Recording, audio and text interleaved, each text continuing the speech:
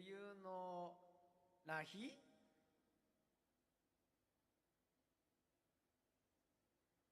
I will play ラヒ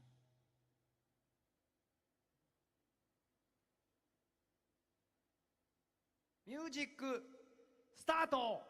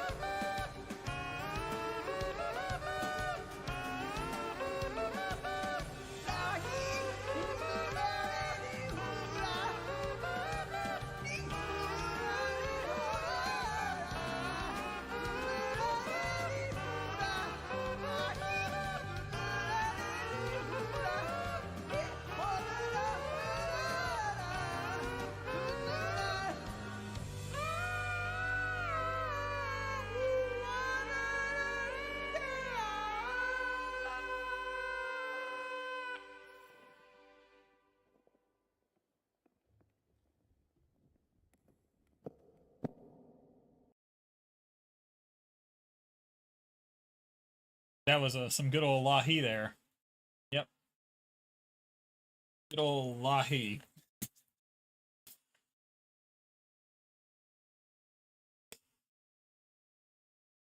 So anyway, the story behind that is the composer of the game was memeing on everybody.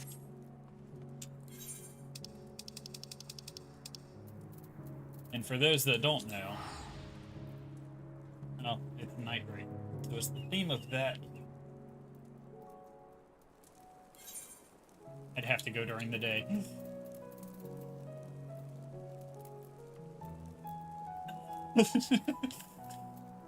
So anyway, it's a song that's memed in the game, and he went and played it on 2 automatons.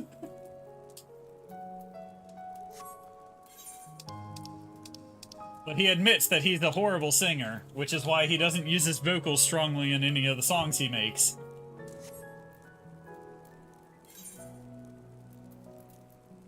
Anyway, I gotta go to Mordona.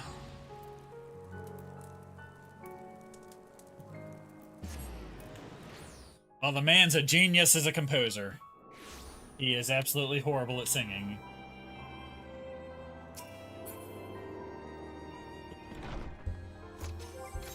Oh yeah, I gotta stop being a black maid.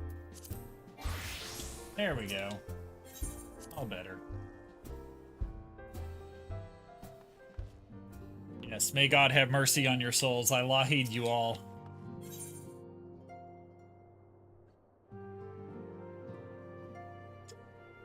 This is revenge for that pizza song, Spider-Man 2, that Matt made me play last stream. That's what that was.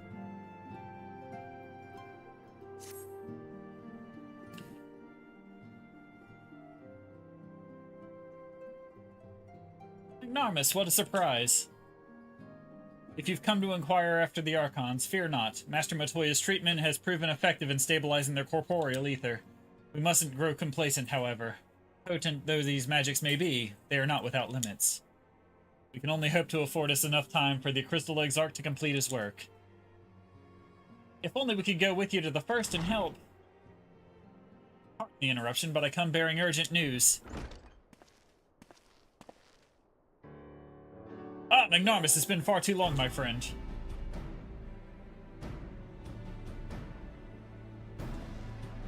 Forgive me, I don't believe we've been formally introduced. Maxima, former Garlean ambassador. I remain here in Eorzea under the auspices of Commander Alden, offering what counsel I can in the hopes of resolving the present conflict with the Empire.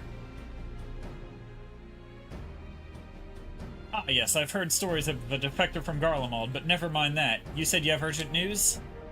Indeed. As you may have heard, the Imperial capital is in turmoil, and a sizable portion of Garlean forces have been recalled from the Gimlet Dark. With their numbers greatly diminished, the main host of the Alliance has withdrawn, leaving Alamegan resistance to keep watch over the border.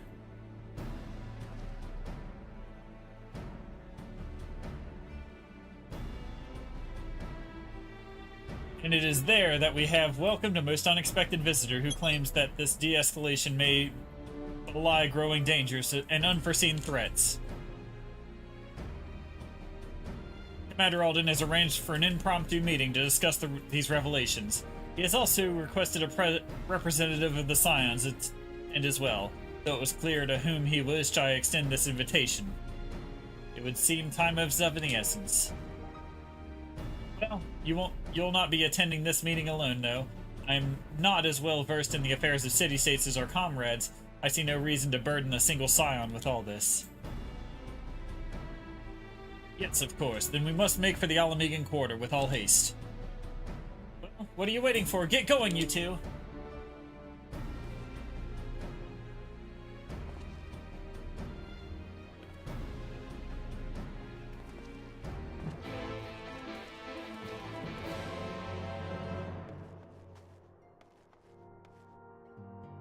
Alright, Alamegan Quarter.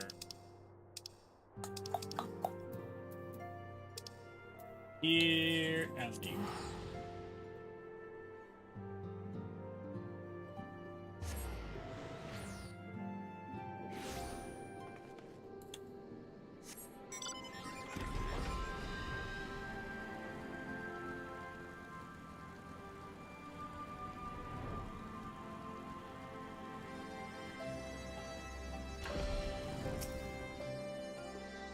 Commander Alden awaits us in the Royal Palace, if you would follow me. We get a voice cutscene now? Maybe. It might be voiced, or I might have to read it. Let's find out.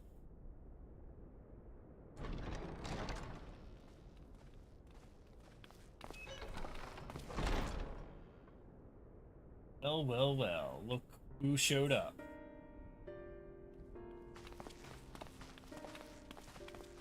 They're here, Commander. And I, for one, am grateful that they are. Told you've been busy since our paths last crossed at the Gimlet Dark. Not that I understand half of it. When the Scions spoke of other worlds, I'd struggled to describe what I pictured. Mayhap things would seem clearer were I to hear the tale from your own lips. But I'm afraid the situation will not afford us that luxury. I trust you two require no introduction. We meet again, hero of Eorzea. Such devastation!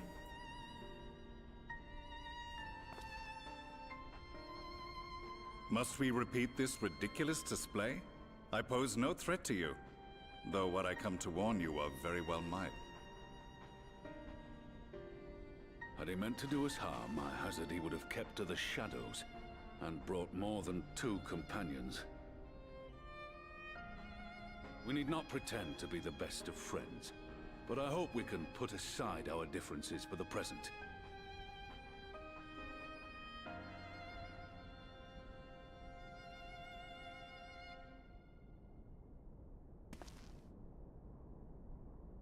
As you are doubtless aware, Sir Estinian and I cooperated to rid the world of Black Rose in your absence. Our journey together took us as far as the Imperial Palace, where we witnessed Emperor Varus meet his death at Xenos' hand. Being the sole witnesses to this crime, and in no position to defend our innocence, we were then forced to flee, each pursuing his own avenue of escape. When we were later reunited, Estinian claimed to have encountered an unfamiliar kind of machina during his flight, but to me his description seemed anything but, and upon further investigation I found that I was right.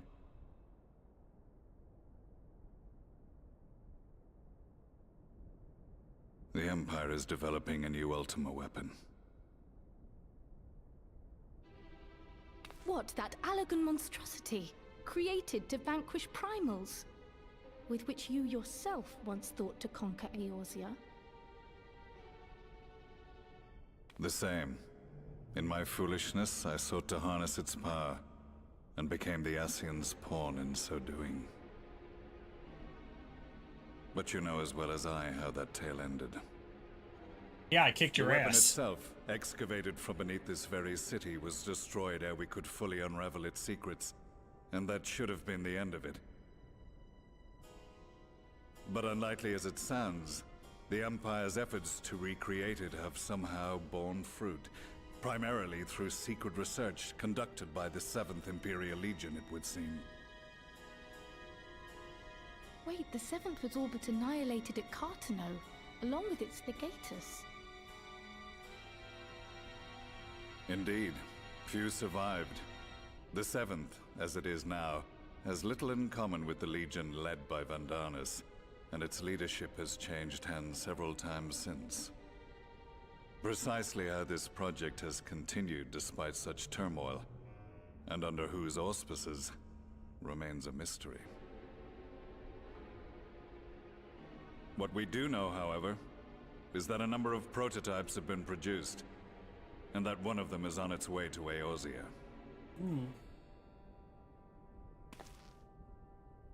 We attempted to stop it, but it was all we could do to slow its progress, so we resolved instead to bring you warning. And right glad are we that you did, though it soundly dashed our hopes that tensions might ease at last. As it is, we've begun to strengthen our presence in the Gimlet Dark, and are assembling a force to meet the coming threat. A force with you in its vanguard, I hope. Before you say anything, I know full well you have pressing concerns of your own. Your comrades remain in peril, and I would not ask you to forsake them. But the fact remains that you, and you alone, have faced the Ultima weapon, and emerged victorious. We need you. And so, when the time comes, if your comrades can spare you, I bid you lend us your strength. I've assigned an officer to await your word.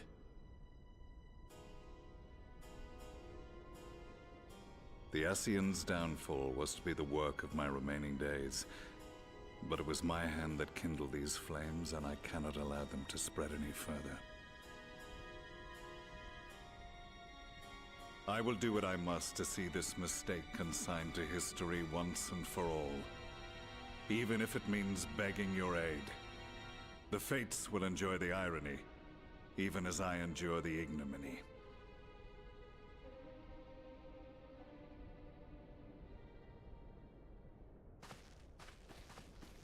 Well, breaking in giant Imperial I too mech shall make robots is report what I wherever do my best, skills, so... meager though they seem in such company. Mayhap we shall meet there anon.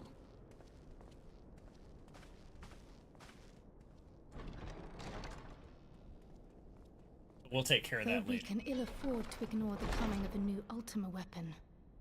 Our friends' plight grows ever more precarious, and none save you can join them in the first. I only hope you are not forced to make a choice.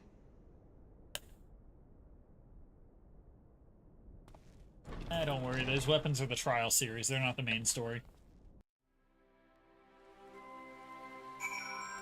That's no moon. Perfect.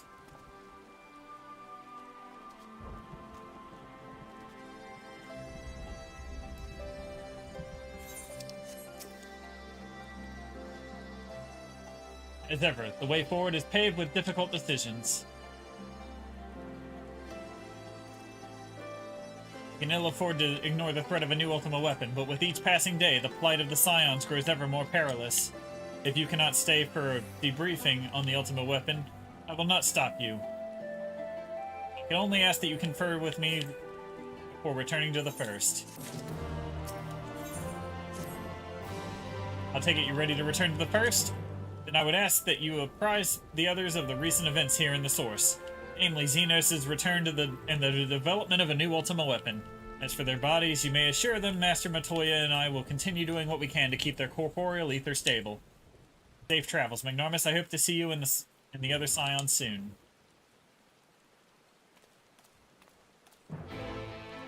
The Crystarium. Oh, wrong thing. This thing.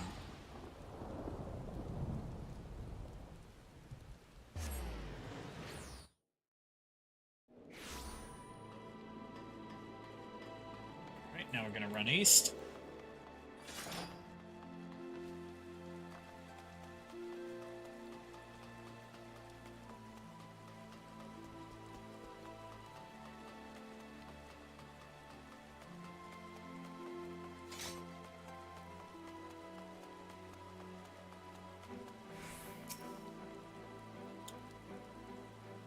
Do you have business with the Crystal Exarch? Yep, I do. Alright.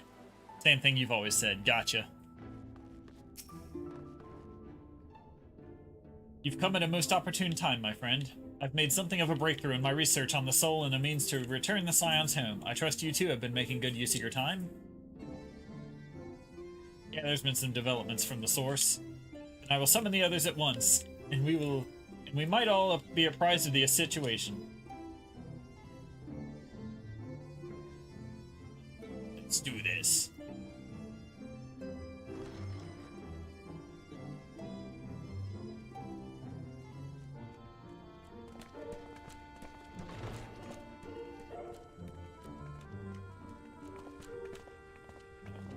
Move that off screen. Now that we are all here, what news from the Source?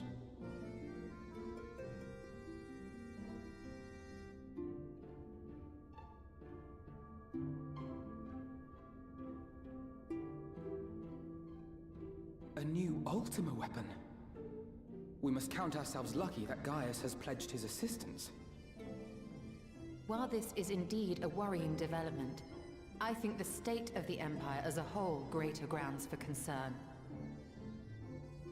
With the Emperor slain and Xenos returned, it is impossible to predict how matters will unfold in Garlemald.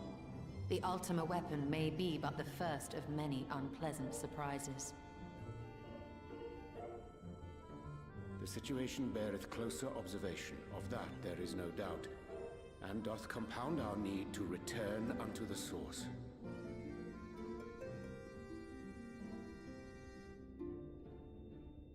Then let us address that issue. Our long search for a means to see you safely home may well be nearing its conclusion. Thanks in large part to Urianger and Beklug's invaluable insight, we have succeeded in fashioning a vessel for the journey.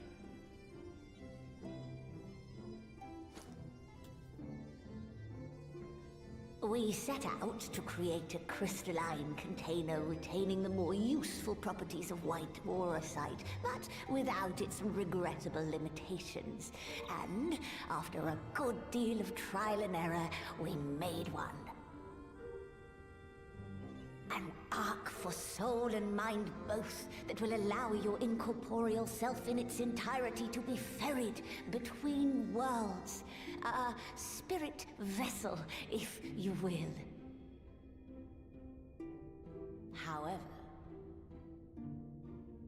However? Though the vessel is possessed of the requisite qualities to hold mind and memory, it wanteth yet for a means to receive of them. For that, we must needs imbue it with the Exarch's innate gift. A gift that lives on only through the blood of the Allagan Emperors, which certainly does not flow within aurosite or any other crystal. Just so, milady.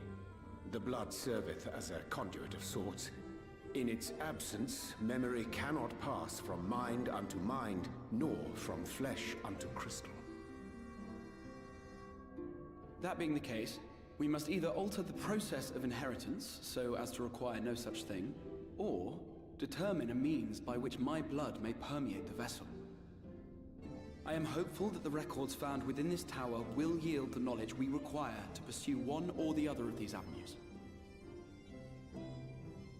As well you should be. The Allagan's body of etherological research is extraordinary. I can scarce believe it the work of ages past. But its underlying principles are not so very different from those of my own field of study. Given time, we will find the answers we seek.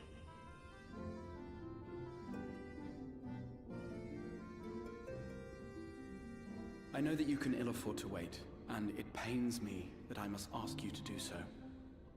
I can only reaffirm my promise to you that a solution will be found.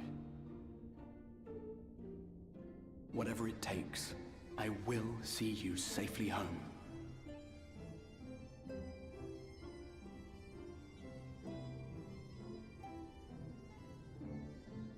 My apologies.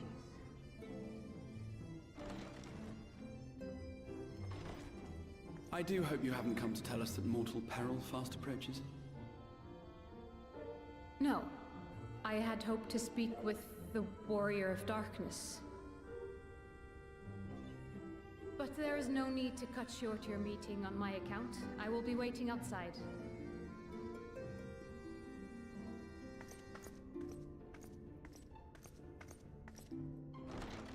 Why not speak in here? She knows I don't mind.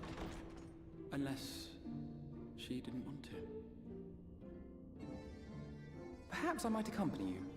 Though I am woefully ill-qualified to assist in the Exarch's research, I may yet be of some use to Lena.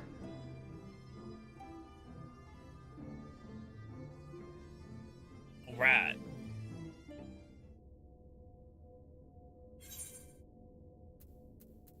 Honey.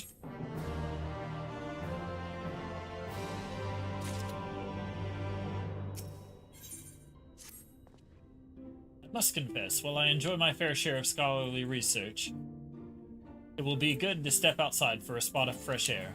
Now then, shall we go and speak with Lena? Yep, let's go.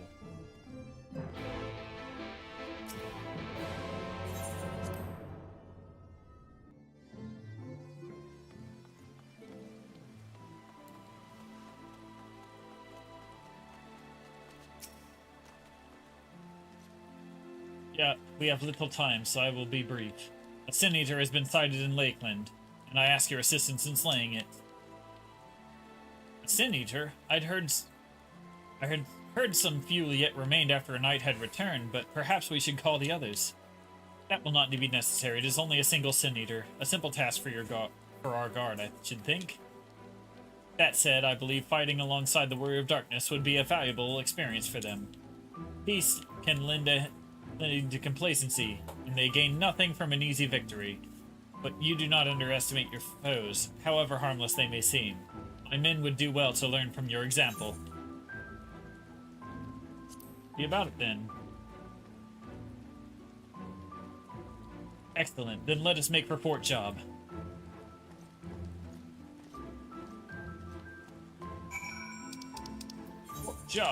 Port Job.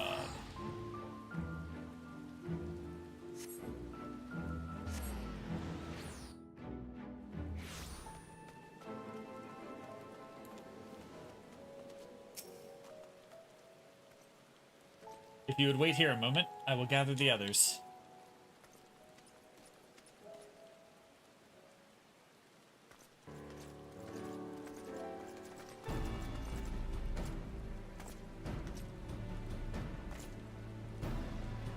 You may not remember, but you have... Oh, shoot. On auto-advance. You have met these soldiers once before, though only in passing. Long have they awaited the opportunity to fight at your side. I was at death's door that day after the Sin Eater's attack. If you and yours hadn't come along, I would have likely stepped through, and I wouldn't have been alone. Your courage and selflessness is something we all aspire to. I too was there at that terrible day. My friend was transformed into a Sin Eater before my very eyes, and I had no choice but to cut her down. The thought of returning to the field, of holding a blade again, it filled me with dread. But that is no way to honor her or my comrades, and so I have returned. I swear I will not let you or anyone else down from this day forward. A pleasure to meet you, sir. Truly. It seems like only yesterday I watched as you took flight along Namaro to go and save the Oracle. Strange to think that the Yulmoran soldiers we once locked blades with are now on our side. But we will do our utmost to keep the peace here in Lakeland. We seem to be missing one.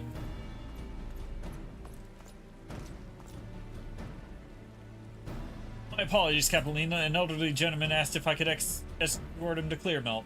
It took longer than I anticipated. I will not begrudge your desire to help those in need, but a soldier must be punctual, especially when we play host to honored guests. It won't happen again. The name's Thaler. I'm sure you don't remember, but we met once before in the infirmary.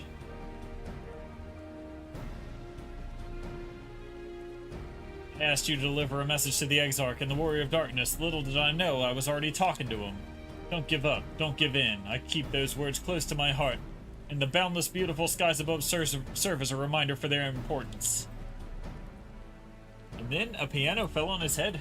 Consequences. My friend got to see the knight's return.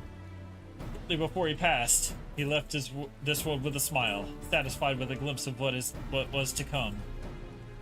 But there are countless others who weren't so fortunate. They gave their lives for the promise of a future they'll never know, and so it falls to us to do everything we can to fulfill that promise. No matter what happens, we won't give up. We won't give in.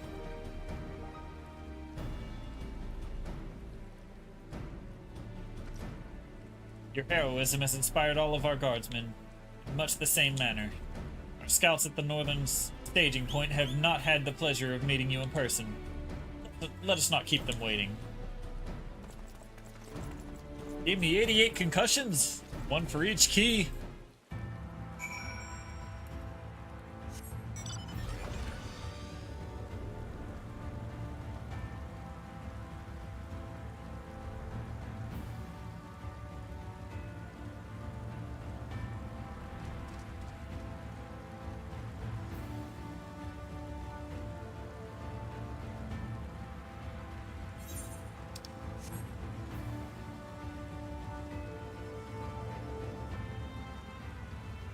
I'm not here for that fate.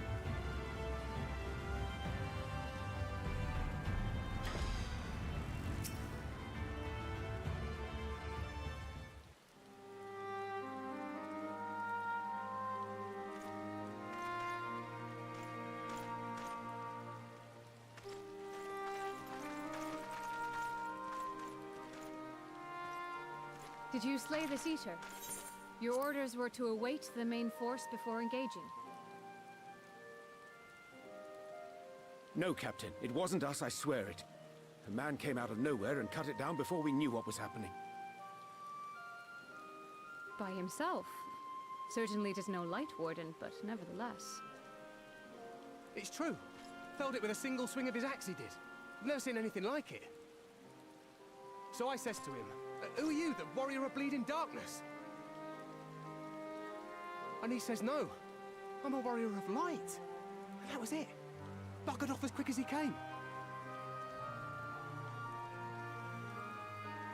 A warrior of light? Why would someone go around calling himself that, though? It was those bastards who caused the flood. I mean, if you were going to pretend to be anyone, it'd be him, the warrior of darkness. Eh? Oh, I didn't know. It's an honor.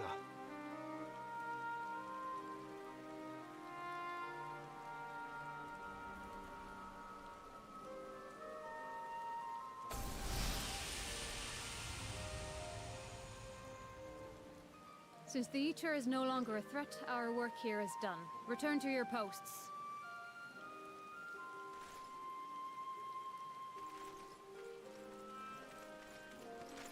hoped to fight at your side today. But I'll continue to follow your example, and may we meet again. My god, it was only a false alarm. I apologize for the wasted journey. It seems I overestimated the threat.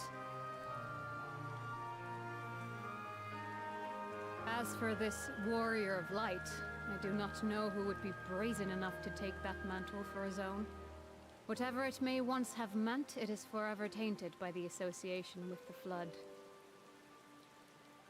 The Exarch told me the truth of Ardbert and his comrades' deeds, and I am aware they played some part in your own triumph.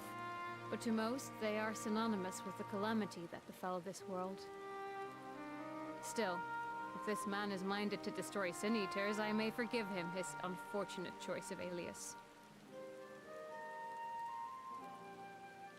But that is neither here nor there. I thank you for accompanying me. With that concluded, shall we return to the Crystarium? There is a proposal I should like to make.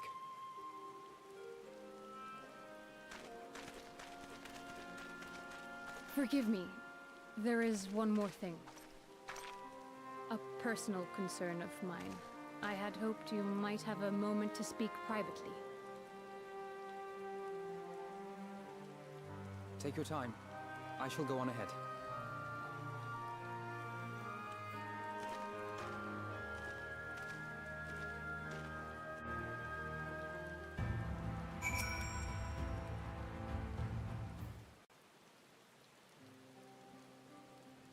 I will not mince words. This matter concerns the Exarch. Though his countenance belies his age, his demeanor never has. He has seen more than any man should and grown ever more weary with time. But I see I give the wrong impression. While it is true he attempted to open a letter with a salmon fillet the other evening, we are not here because I suspect his mind is deteriorating. Nor do I believe him to be so maddeningly unconcerned by the prospect of his own death as he once was. Indeed, the opposite is true.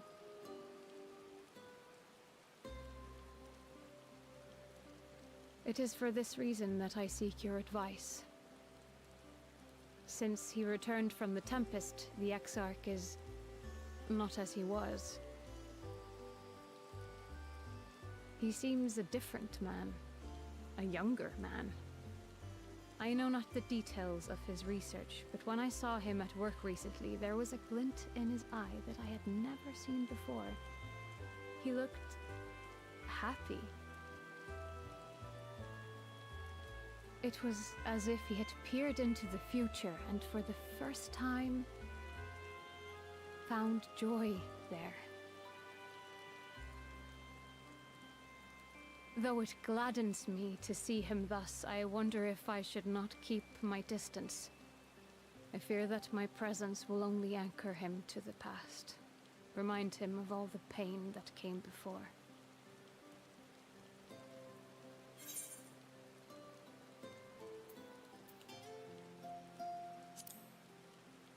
Anchors keep us where we've chosen to be. Is that so? Then perhaps we might remain as we were. As we have always been. What a relief.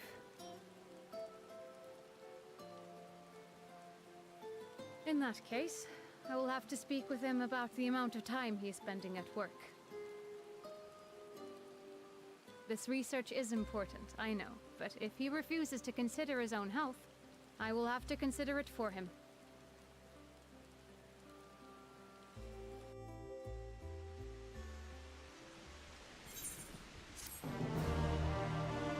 And there we go. Another one done. Next quest.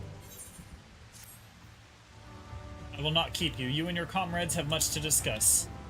I will see the others back to their posts.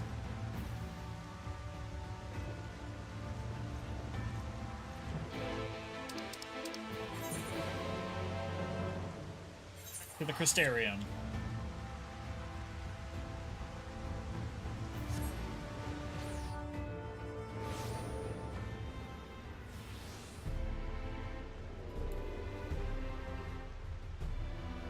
47 quests remain in Shadowbringer. Alright. Let's see.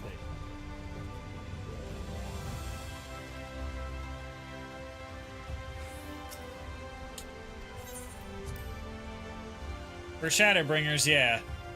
Main scenario, there's 192.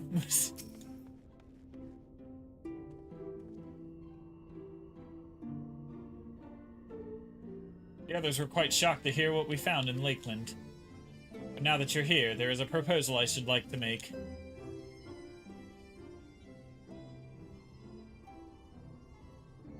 I've been spending a great deal of time in the Cabinet of Curiosity, and of late... Oh, shoot. Voiced. And of late, I've noted more and more people pursuing the books on history, the years leading up to the Flood in particular. I suspect they wish to know more about the Warriors of Light as well as they should. But nearly everything I've come across describes them as Sin Eaters or worse. Regardless of whether or not this Warrior of Light is who they claim to be, I worry that their sudden appearance, in conjunction with this renewed interest in their predecessors, may lead to growing unrest and fear. If the people of the Crystarium seek the truth, I say we give it to them.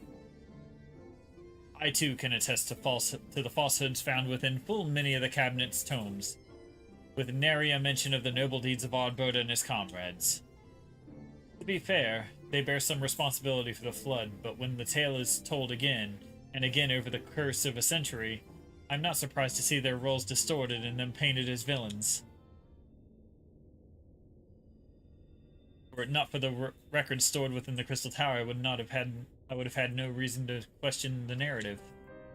Unfortunately, that knowledge was of no use, for when I arrived here in the First, their reputation had already been irreparably tarnished.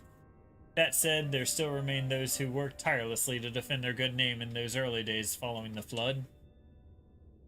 Considering all the good they had done, I'd find it a wonder they needed defending at all. They brought to justice the men who misused my knowledge to bring about the fall of Vobert. That such heroes could be spoken in the same breath as Sin Eaters is absurd. Under normal circumstances, I would agree. But as time passed, those who knew firsthand of their deeds dwindled. In the end, only one truth remained, that they were the cause of the Flood. With the world on the brink of oblivion, it was all too easy for the Warriors of Light to become villains, serving only of resentment and hate. At that point, the truth mattered little. It would not change their lot. Thanks to all of you, however, their lot has changed, and now they may heed the long-forgotten truth. You claimed it was Oddbert who helped you overcome him itself, correct? Such a revelation would do well to sway the hearts of those who know him only as a villain. I have shared this with a select few. One and all must be told of his sacrifice. To that end, I say we proceed with Alphinaud's plan. We call together the people of Crystarium and recount to them the true tale of the Warriors of Light and the Flood that followed in their wake.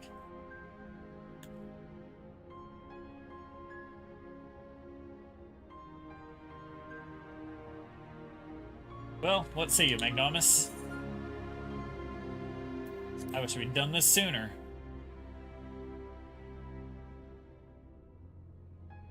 In hindsight, I agree.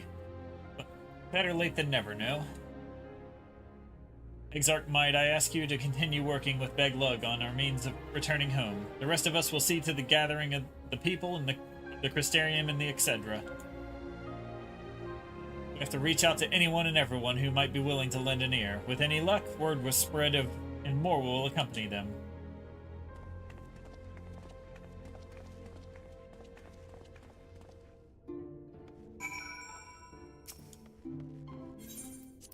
Speak with people of the Crystarium. Alright, let's go. Go all sorts of directions.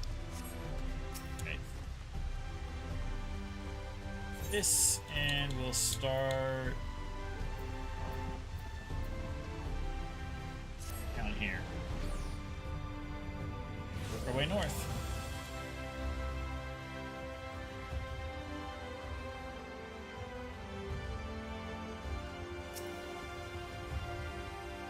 Well, to what do I owe the pleasure? Whatever it is, I ask that you be brief. With the night return, visitors have been flocking to the Crystarium, and I find myself too busy by half. I don't mind it, though, seeing the stairs so full of life and excitement, one can almost forget the flood ever happened.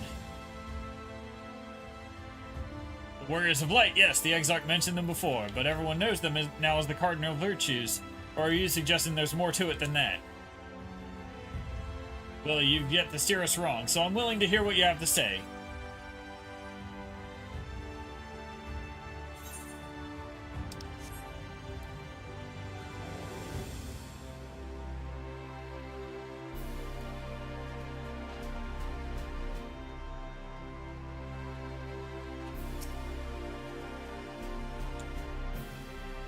To browse the wares in the market, have you? Well, I can guarantee you'll have no trouble finding what you need. Whatever it may be, under Yulmore's new leadership, trade has never been more prosperous. Word is that fellow from Daedalus Stoneworks is taking over as mayor. Did he really? Little wonder business is booming by the way it is. I imagine it won't be long before all of Norvant reaps the benefits. But you've not come to talk about the market? Something on your mind? I see, the Exarch did mention they had something to do with your returning tonight to Norvrant. Alright, consider my interest piqued.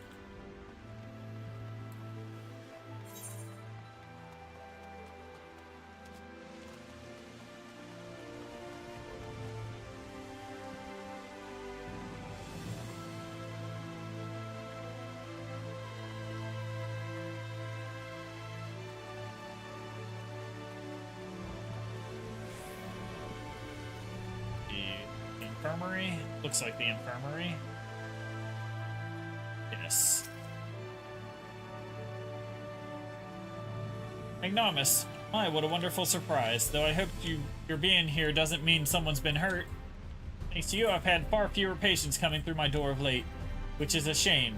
Come to think of it, I've had fewer opportunities to test my new medicines.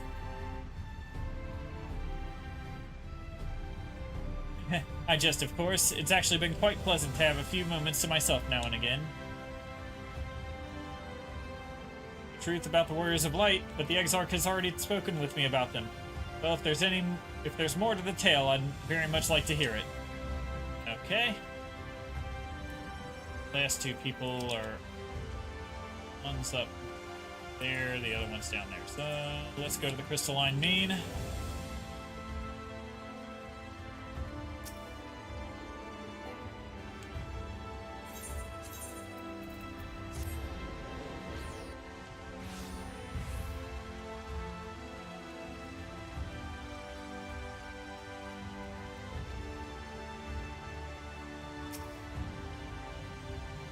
Well, what a coincidence. I was just reading over a letter I received from Granalt not long ago. He says the visitor from the Crystarium found him at the bottom of the ocean and that he inspired him to reach new artistic heights. Well, I can only think of one person capable of both feats, so I'd say the latter is far more impressive. To think fate could bring the two of you together in such a place. I'm sorry, you mean the Exarch didn't tell us the whole story behind the Warriors of Light? But whatever he's left unsaid, I'm all ears.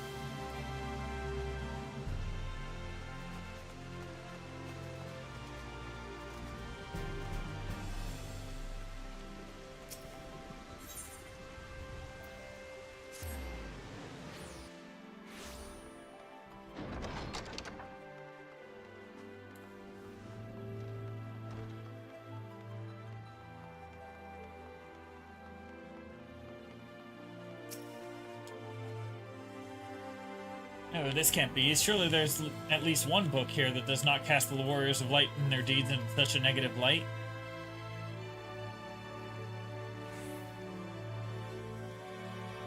Ignomus, forgive me. The Cabinet of Curiosity has been bustling with visitors of late, but I fear our repository lacks the knowledge they seek. The people wish to know the truth of the flood of the Warriors of Light. I've searched high and low, but alas, every account portrays them as no better than sin-eaters, abominations worthy only of scorn and resentment. I know they were not always judged so harshly, and yet I can find no proof, and I dare call myself a librarian. You would address the people and tell them the truth of the Warriors of Light, of the Flood? How wonderful. You have regaled me with the tale once before, but I should love to hear it again. Oh, and you may be assured I will not come alone.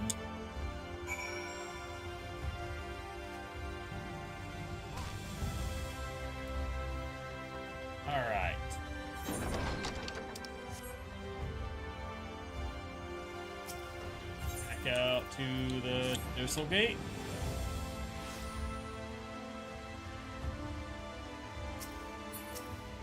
Speak with Olaupi. There you are. Between the four of us, I dare say we've swept the Crystarium from top to bottom. Now we need but wait for the people to gather.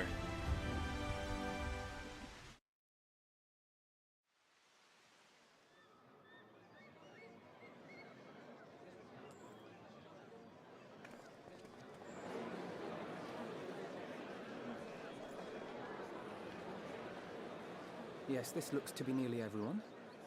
Let us begin, shall we?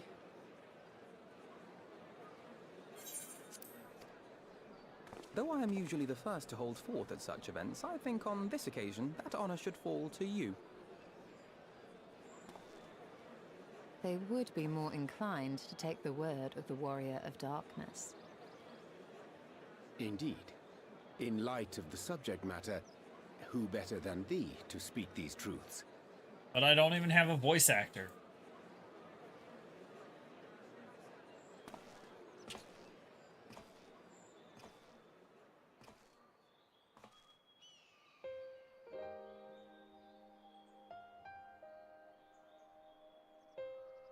So.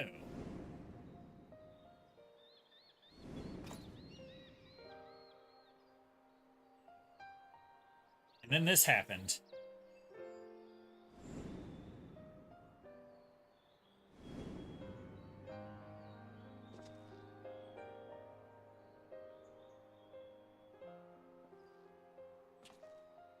You won't believe what happened next.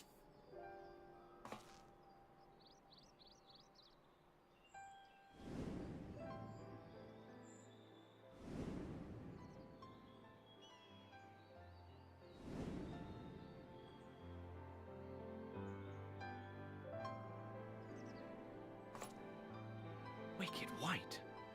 The Warriors of Light did all that? So they never... I mean, they only ever wanted to help. And when everything they'd done turned to ash, they still carried on. They gave everything to stop the flood. First their lives, then their souls. And they managed it too, in the end. They saved us. And we cursed their names. Yeah, you feel like a dick now, don't you? I mean, yeah, that was pretty sad. This should go a long way towards clearing the air.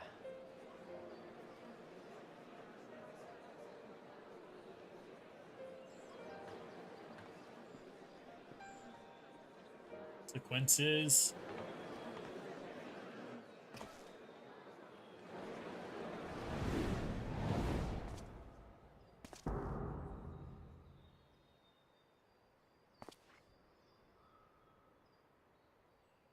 Impossible.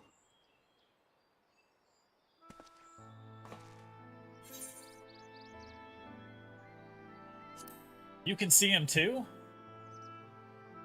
I definitely see something. You don't think it's a ghost, do you? No, I absorbed the ghost. Yonder standeth no bloodless apparition, but a warrior of light and darkness both. Ardbert. What in the world?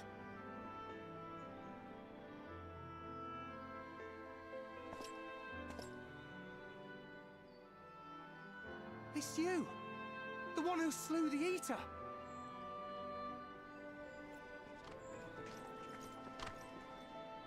That it should be the Warrior of Darkness who brought the truth to light. You've saved me a fair bit of time. Though I have a few words of my own to say, if I may.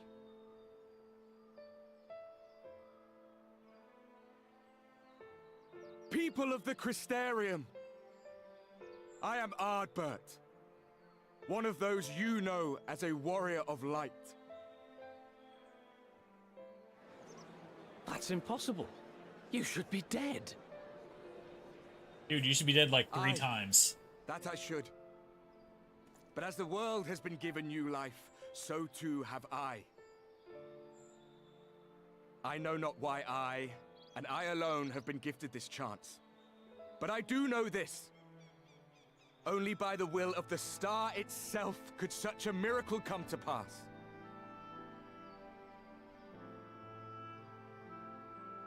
The hero who stands before you now, the warrior of darkness, is not of this world. And the day will come when he must return to his home.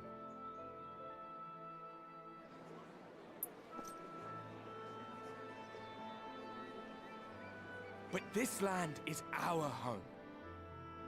And if it is to remain so, now and forevermore, it is we who must protect it. The time to rely on saviors from afar has passed. It is you who must rise. You who must become the new warriors of light. What? Us? Warriors of light?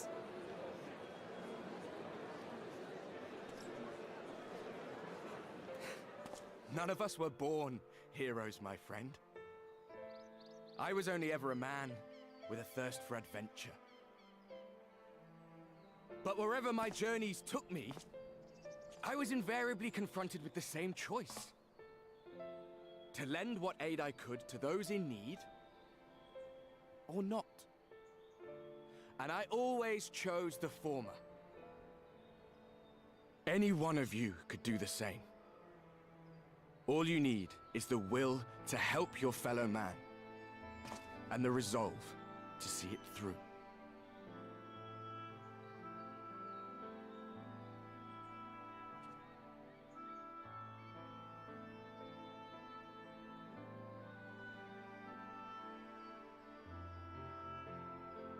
From thine own lips did we learn of Ardbert's fate, and by thy countenance I gather thou art not inclined to recant thy testimony. Yet whosoever this man may be, his words hold truth and resonate with the citizenry besides. For us to voice our doubts here and now would serve but to sow disquiet. 'Twere better we retired unto the ocular and there discuss this matter in private. Go. I will stay here and watch. Likes to watch.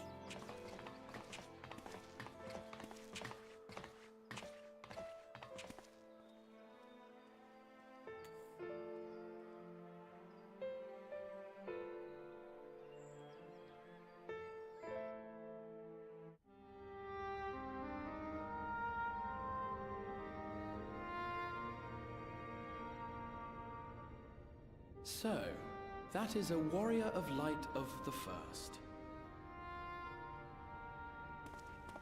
I've not had the pleasure of making his acquaintance, but as you all seem to be in agreement, I gather this is no simple case of mistaken identity.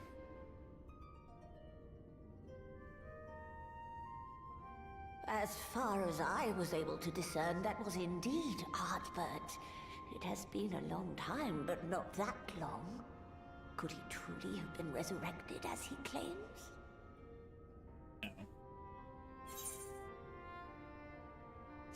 No, absolutely not. Ardbert did entrust his very soul unto thee. I see no reason to question thy judgment. Nor I. To my eyes, your ether burns as brightly as the day you slew Emmett Selk. That is proof that he is with you still.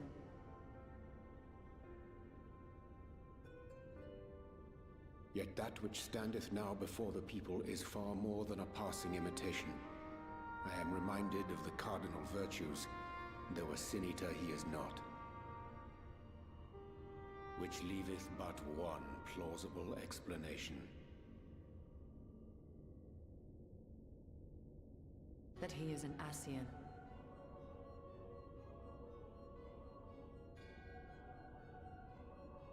Given their fondness for posthumous possession, I would have to agree. From what I understand, the Warriors of Light were laid to rest in Yulmore by those whom they had aided in life. At the time, some few still remembered them as heroes. Needless to say, 4 of them were subsequently exhumed to serve as the Virtues. And if one knew where to look, Ardbert too would not have been difficult to find.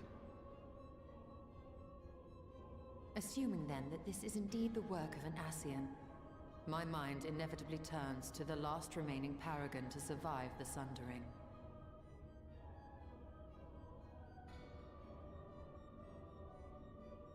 Elidibus.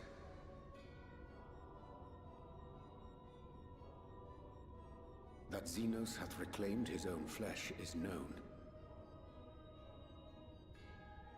Thus evicted from his borrowed form, and cognizant no doubt of Emet-Selk's failure here in the First, 'tis quite possible the emissary chose Ardbert for his next vessel. Inhabiting the flesh of the fallen? Why, that is unsavory. And they do this often, you say? Yep, all the time. It's like their favorite pastime. Riding around in dead bodies. For they possess no corporeal forms of their own. In what one may term their natural state, none save those gifted with the echo can perceive them. Indeed, when Elidibus intruded upon the waking sands, his presence did go unmarked by all save Ninfilia and the Warrior of Light. On that occasion, I myself remained ignorant of his coming until after his departure. It was only at a later juncture, when he deigned to appear before me in borrowed flesh, that I was finally able to take the measure of him. In such puppetry do the Ascians engage when they seek to influence the course of history. And they have gained much by it. Emet-Selk single-handedly built the Garlean Empire in this manner, while the Hebrea came close to conquering Eorzea, having taken possession of Thancred's living body. Yet it must needs be noted that the Ascians cannot avail themselves of all mortal vessels.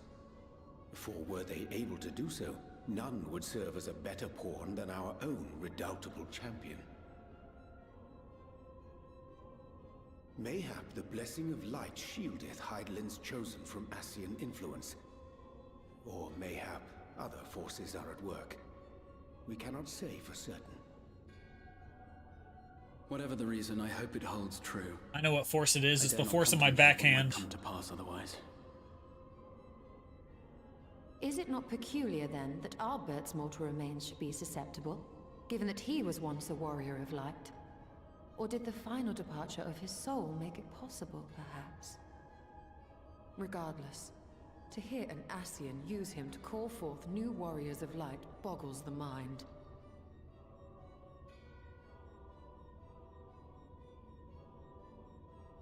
Elidibus hath ever been an enigma, his ostensible purpose being to preserve the balance between light and dark. When he made overtures towards me, however, I was afforded a glimpse behind the mask of the self-appointed emissary. I shall not defend mine actions, undertaken in pursuit of a better understanding of our foe as either wise or prudent. Nevertheless, what little I did glean may now prove useful. Elidibus possesseth a subtle mind, practiced in the art of manipulation. That he coaxed this star's most valiant heroes as far as the source with naught save half-truths is no trifling feat. And now I believe he doth employ his skills once more to some as yet unknown end. Though naught is certain, should my suspicions prove true, we shall have need of all our wits if we are to uncover and thereafter thwart his plot. Agreed. 'Tis plain that simply speaking out against him will not avail us. At best, it would only serve to confuse the people. And I would hesitate to do anything which might tarnish Ardbert's reputation once more, nor yours by association.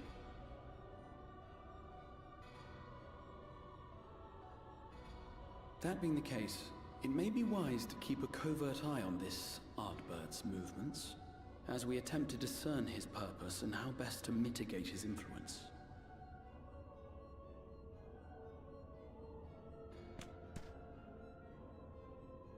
His performance appears to have concluded. What now? Go back out and follow him?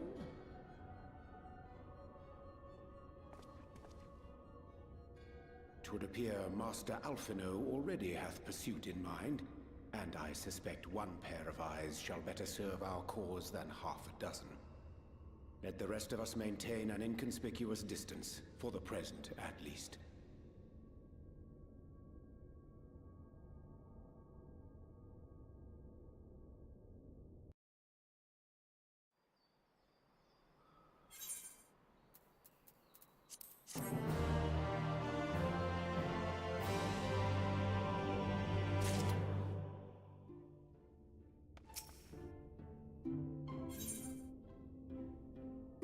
Sleep disturb.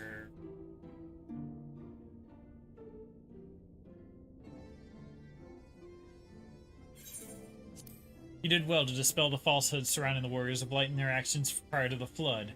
Though I must say the reappearance of Ardbert, or rather, one who appropriated his identity, was a rather curious development. He is an impostor, of that there is no doubt, but to the masses he will appear as a hero returned from the grave. After the Warriors of Light were laid to rest in Yulmore, the people prayed fervently for the gods to deliver them from their plight, prayed that these fallen heroes might be born again for their sacrifices with bitter irony. I, for one, would like to know why Ardbert urged the people to become Warriors of Light themselves. Ere we take action, we must needs ascertain his intent. Let us pray that Master Alphino returneth soon with that most essential knowledge. For now, I think it best to apprise Thancred and Reen of our efforts. When we do confront Ardbert, we shall no doubt have need of their strength. Agreed. I think it prudent we all take measures to prepare for what's to come. Beglug and I will continue our research into how we might improve the spirit vessel that it might one day carry you home.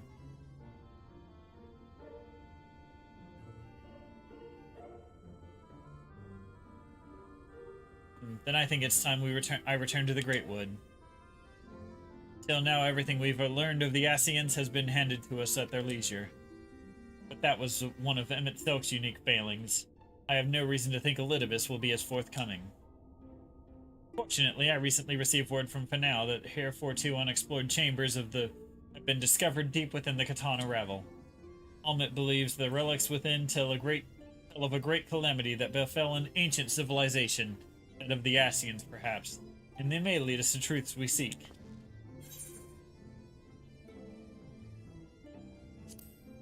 Do you care for company?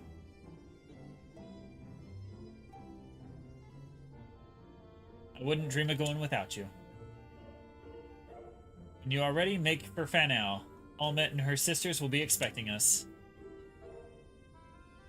Then let us be about our tasks. Pray give my regards to the V.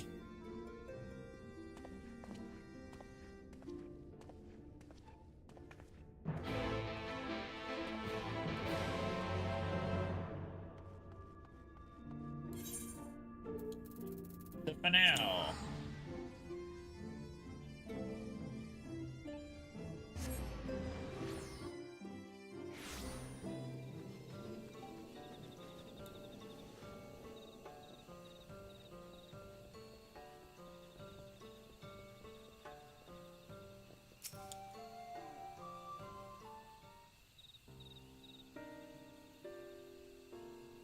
Welcome, allies of Branka. We have accomplished much since last you came.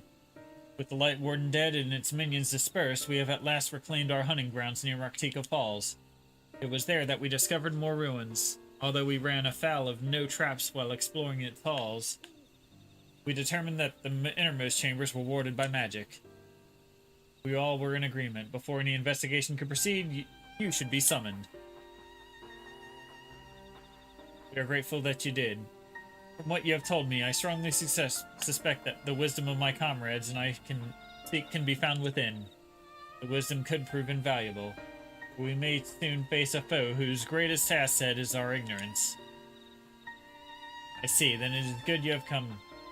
Branka was once home to the greatest weapons of knowledge and understanding. It is our duty to ensure you and yours do not want for either. That said, we must proceed with caution. You have reached the inner chambers unmolested suggests a more formidable deterrent lies within.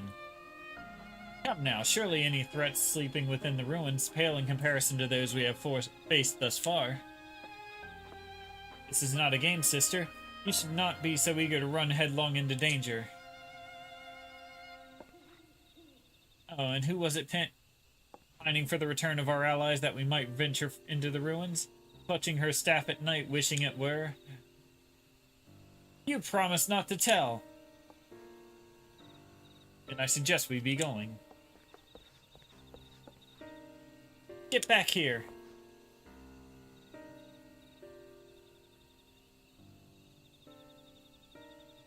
Remind me exactly, how old are you and your sisters? On second thought, perhaps it's better that I do not know.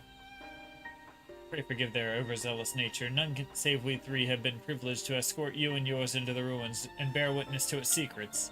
Their hearts now burn with curiosity that is not easily satiated. Please, you needn't apologize. As a seeker of knowledge myself, I understand full well of their enthusiasm. And if not for their zealous, sedulous efforts to protect the ruins, we would not have been afforded this opportunity. Speaking of which, I believe I have kept you away from the ruins long enough. Come, let us make for the Katana Ravel.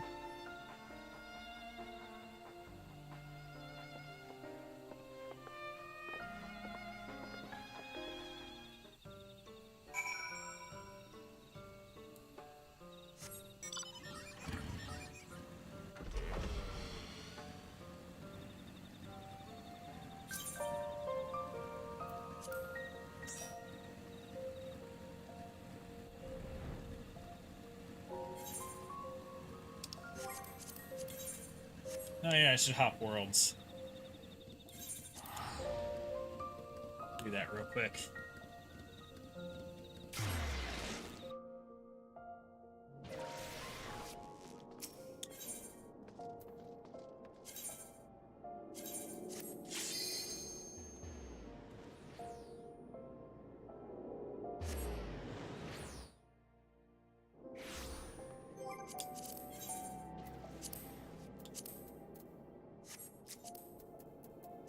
And the party.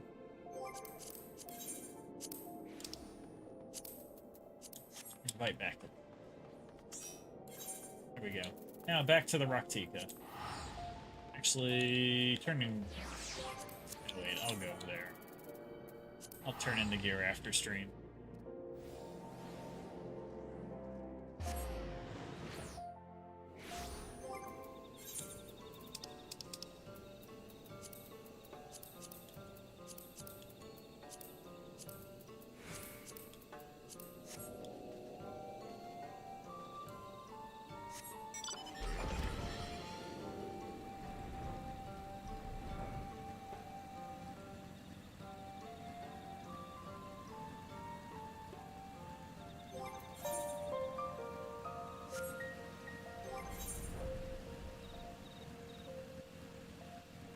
There, so I'll go under. There we go, that.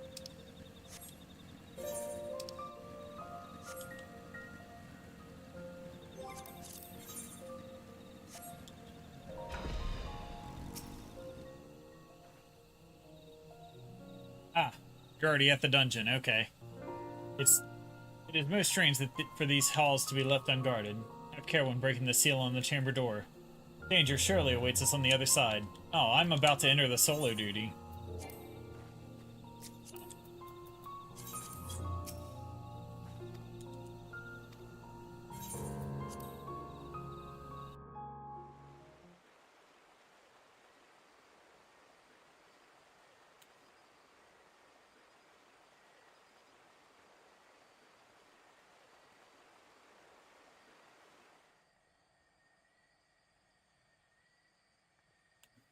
Come.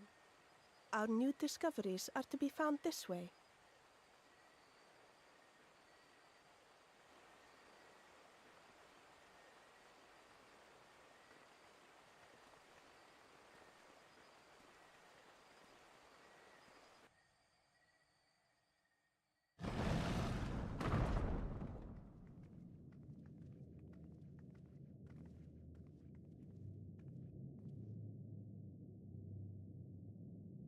The people of Ronka are known to have venerated animals, but these features do not match those of any indigenous species. This is no common beast.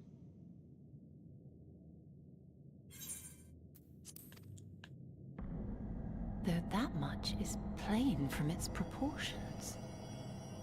That thing's creepy looking. Lifelike, is it not? One could almost imagine it breathed.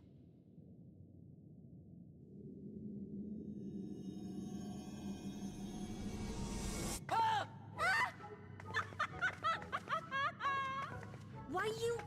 Ugh.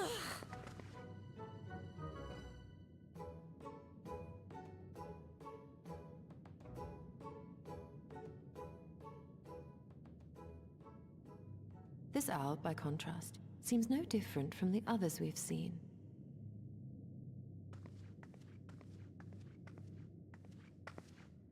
The sealed door lies ahead.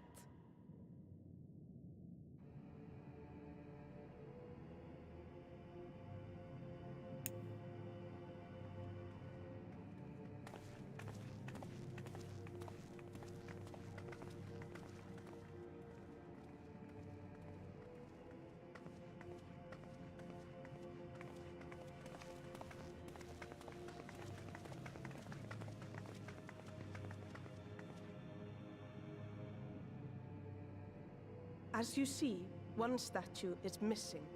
I expect we are meant to replace it as before.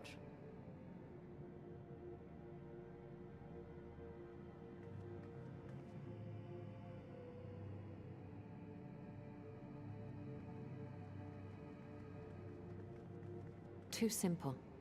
There will be some additional defense mechanism.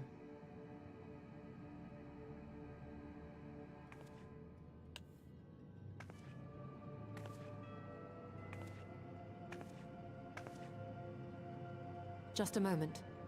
There are words carved into the stone.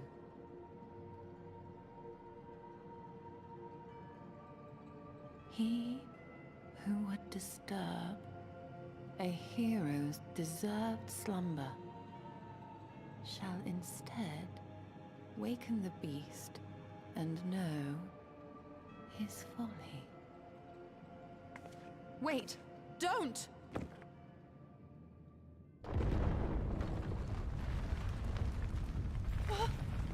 What? But I only... What is happening?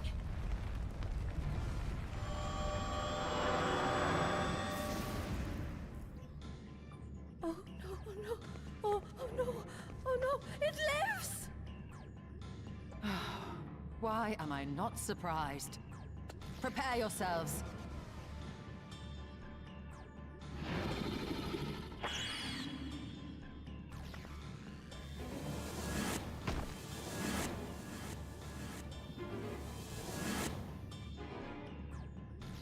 Oh, that sucks.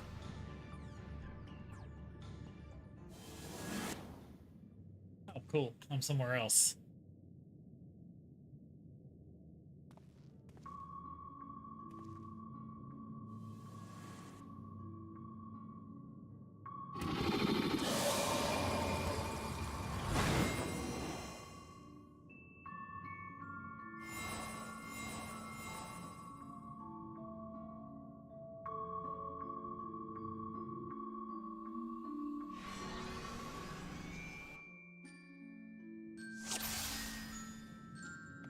Duty commenced.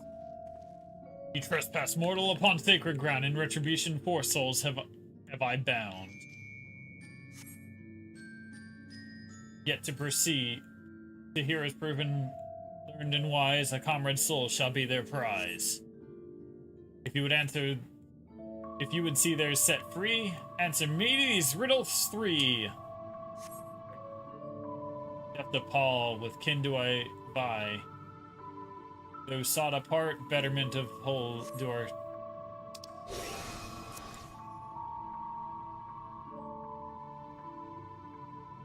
Answer.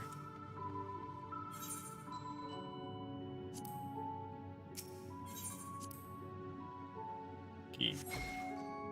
Indeed, the Opopo is keen and shrewd, the spirit of ingenuity by whose guidance Ronkin's prosperity pursue. It was answer yet. Okay. With fearsome thing, I travel in pack. Together we find harmony, and thus, for peace, our land does not lack. Right. Fangs and travel in pack. Wolves travel in packs. Indeed, to the spirit of the wolves. Okay. Not even gonna try to read that.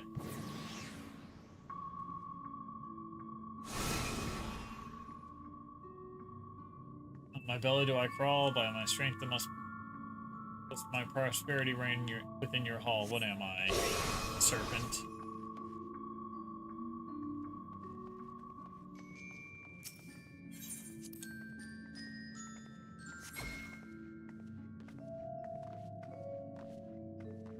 Alright.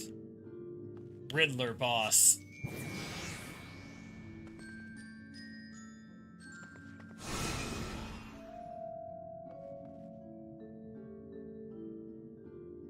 Desire that which I yet claim, then we shall play another game. Oh god, it rhymes. A test of mind and memory. Choose wisely, and you may all yet go free. Twixt these talismans hide friend and foe. Choose your companions well, or sorrow no.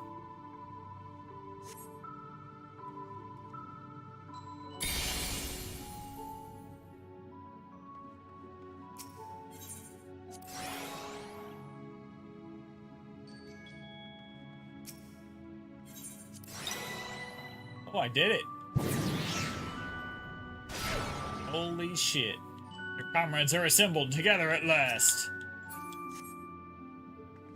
Yet there still remains one trial you must pass. If you would glean the knowledge of enshrined in this earth, I would first do something. Alright. The text went way too fast. One worthy of she who the Ronkins extolled must be strong of mind, body, and soul. Okay. Alright, you. Let's go.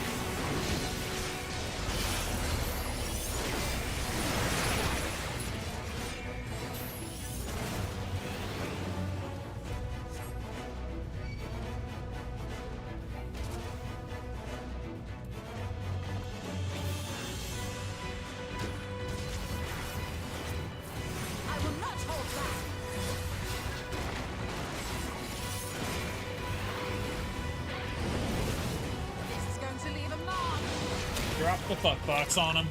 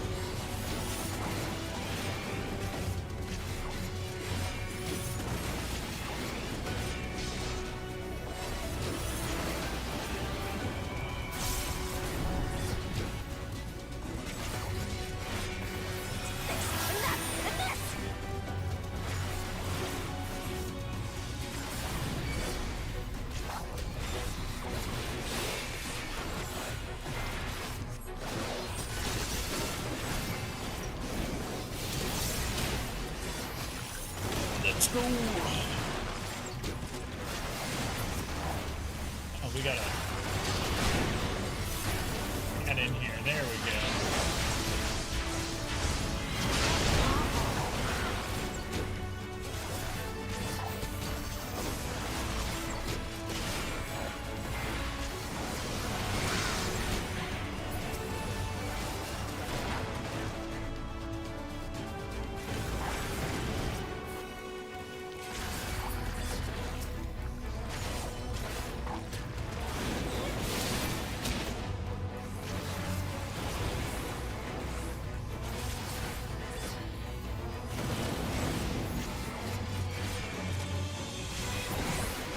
And he's down. But here, the trial is complete. The way is open. Right?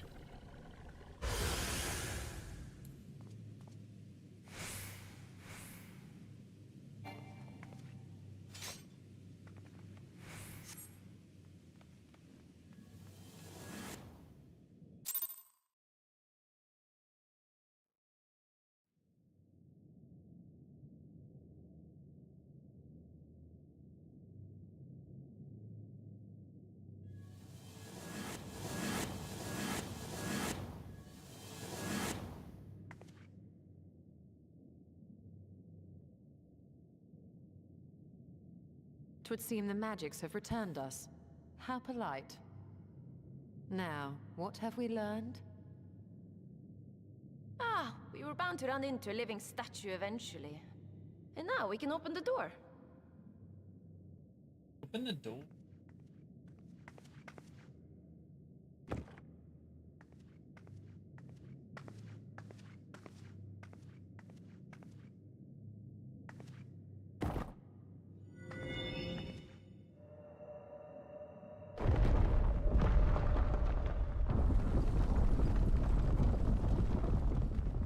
He who would disturb a hero's deserved slumber.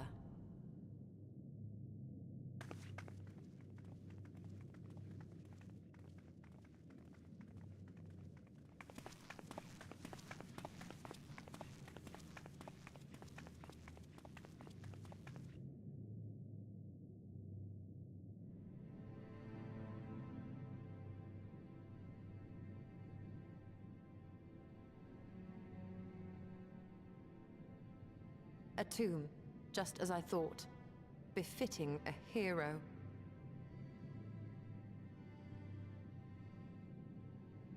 She is Vis. Could it be the Archmage Tiuna?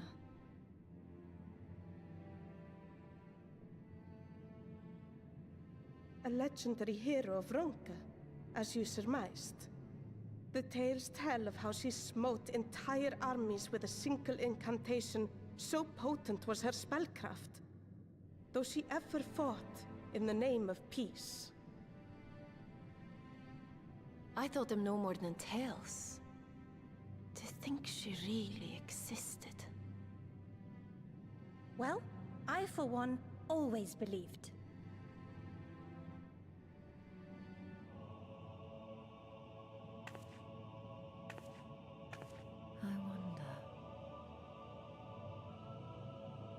By the light of fallen stars, great power awakens. Tiuna was not only a master of spellcraft. It is said she could see truths long lost and hear the voices of men's hearts.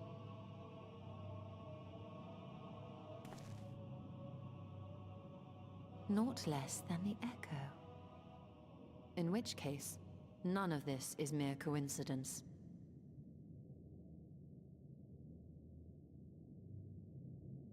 A shower of stars setting the sky aflame. And in both this world and the Source, we find individuals within whom a mysterious power awakened at the sight. We can never unpick the why of it. Now, however, I believe we might.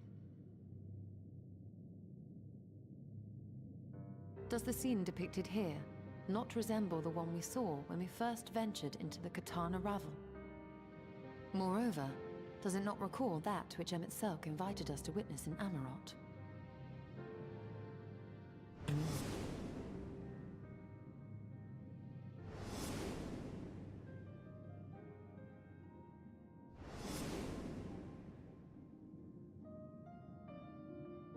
final days. If, as the Exarch's research suggests, soul and mind share a fragile yet profound bond, might it not be possible for an event to leave such a deep imprint upon the soul that it could be perceived eons later, given a suitable trigger?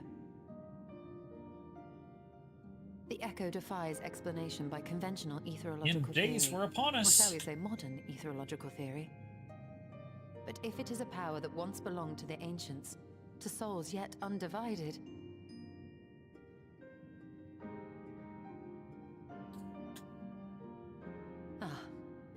it would seem I have entered the realm of pure speculation, and I call myself a scholar.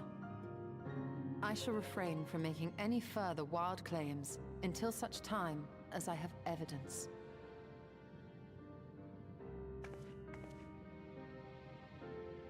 Still, I cannot choose but be reminded of our experience in Amarant.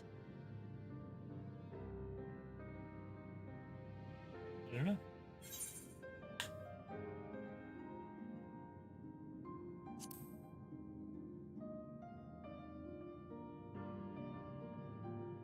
Remember us.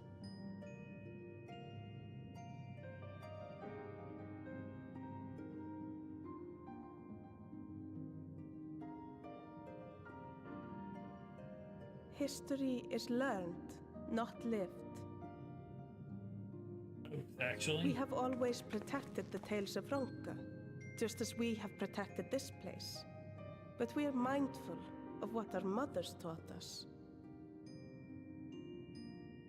We see the past through our own eyes, and speak of it with our own words.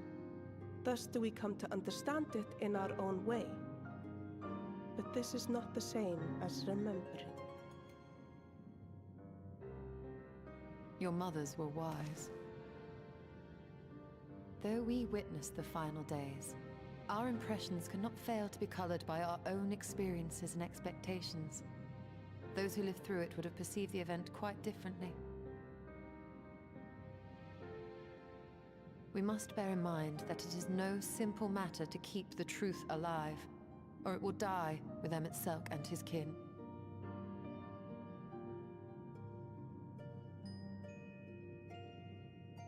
But we have disturbed Tuna long enough.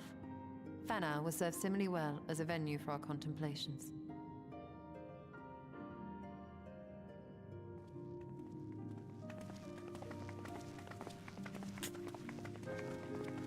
Solar duty defeated.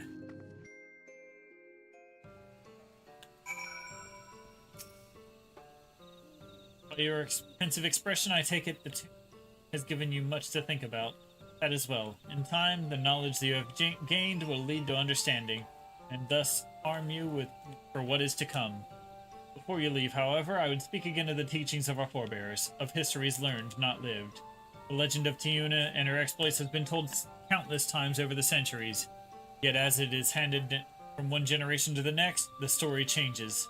With each telling of the tale, there are few new flourishes, details changed or lost. We can never truly know how she lived, for we were not there to see it. But we are here now to bear witness to your life, and we have seen the change you have wrought, the echoes that will endure long after you are gone. And though it too will change in time, I swear to you, we shall do our best to preserve your story.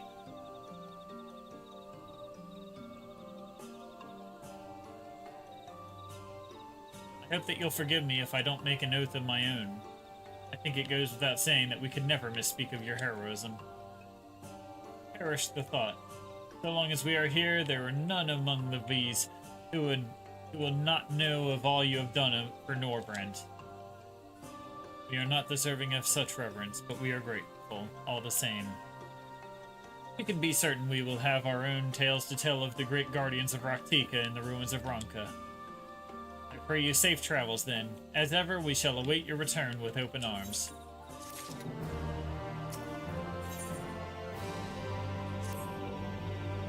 Although we learned naught of the Asians, the insight we gained into the Echo made our trip worthwhile.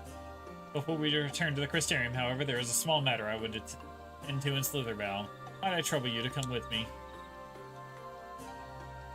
Thank you. After we arrive, we should have a brief word with Runar.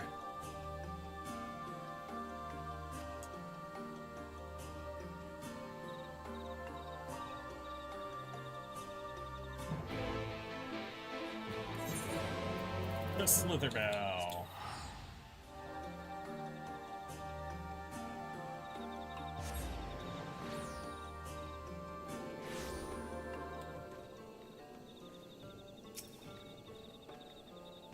Ignomus, it is so good to see you. You've arrived at a most opportune time, and I was preparing a pot of my famous stew. Come, I will ready a place for you. I'm sorry, Runar, but we haven't the... Please, I insist, it will only take a minute.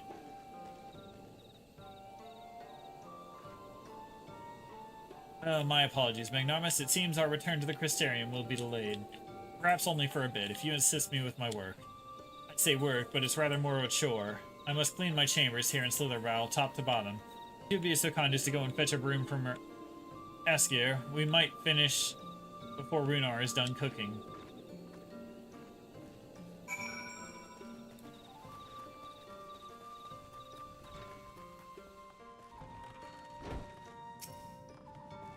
Asgear. I require a broom. A broom for Master Matoya? I cannot imagine why she would have need of such a thing, but here you are. Old but sturdy, and sure to suffice.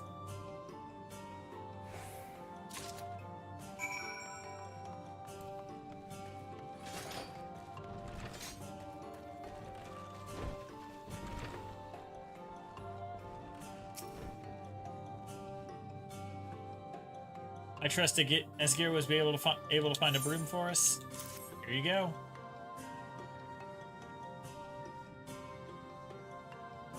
Wellborn, good. This would prove difficult otherwise. Though I must say, I did think well for not having a broom thus far.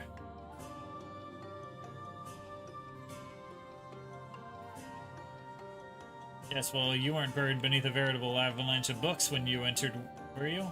Right away. Right, anyway, it's time I finished cleaning with the help of that broom.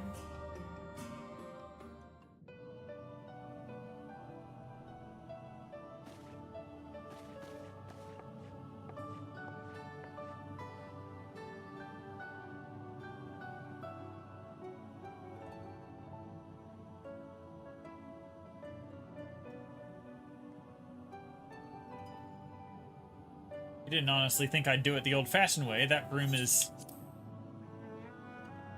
is more than capable of sweeping by itself, or rather it will be. Time to rise and to swish and sweep, a tidy chamber you must keep. To this task you shall be bound, until no dust is to be found.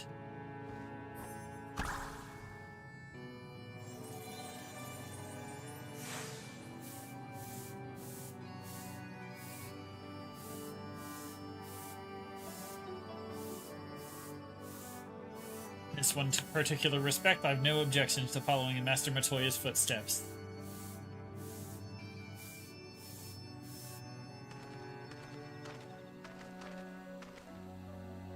In future, I may need to remind me the pursuit of knowledge does not preclude other equally important duties, such as maintaining clean quarters or said pursuit.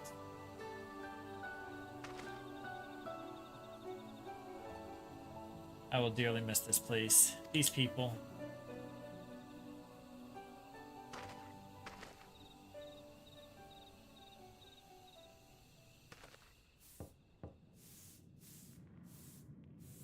Master Matoya, pardon the interruption, but the stew is ready.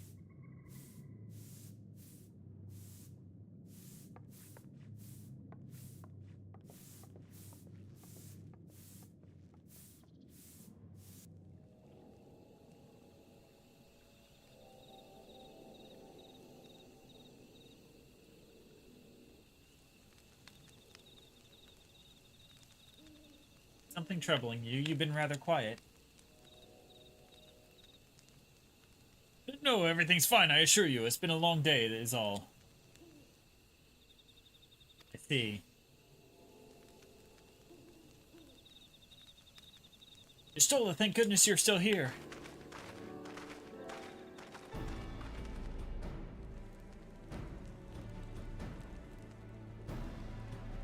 But no, I thought you were following Ardbert. I was, though. I'm sad to say I lost track of him shortly after entering these woods.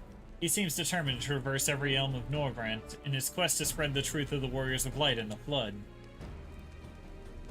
And it seems news of your address at the Crystarium precedes him at every destination, making his task all the more simple.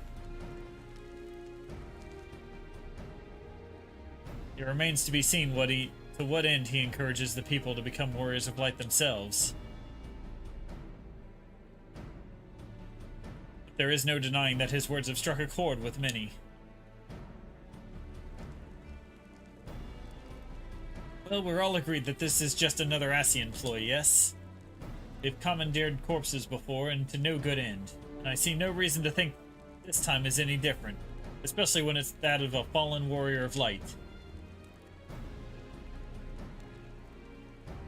I doubt we'll learn more if we remain a step behind. His next destination is in all likelihood Slitherbow. Lizzie, are you certain you should be here? If you're concerned about Halric and the others, you needn't be. Their treatment is going well, but progress is slow and exhausting. For all of us. The best thing I can do now is let them rest, so I believe we're about to discuss how to arrange a meeting with our would-be Warrior of Light. Before visiting any towns or villages, Ardbert would hunt down and slay a nearby Sin-Eater to earn the locals' trust. Our best chance is getting ahead of him is to find one before he does. Thankfully, Thancred and Reen are returned from the Empty and have taken up the search. Reen believeth that one may lurk beneath the boughs of Woven Oath. And that is where we'll start our search.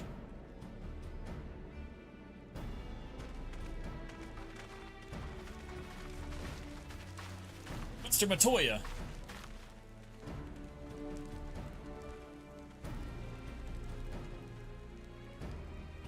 A warm bowl of stew will be waiting your return. I look forward to it.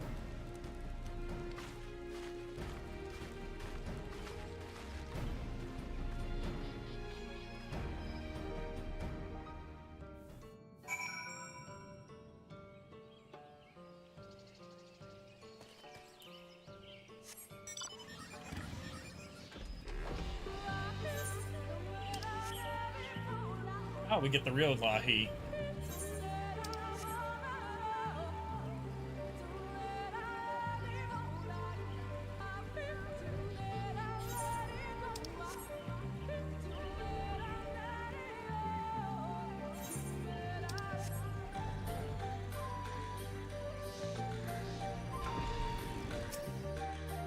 Oh, we already found the Sin-Eater.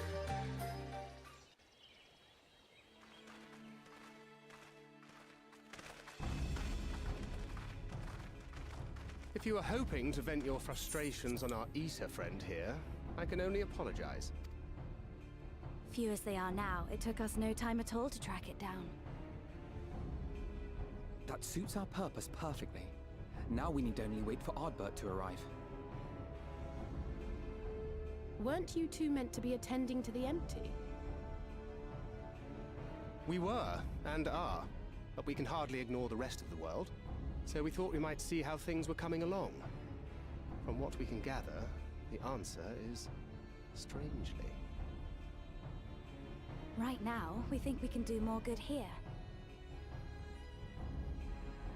It is heartening to have all present. Indeed. We will be glad of the additional hands should matters escalate. Our quarry has come.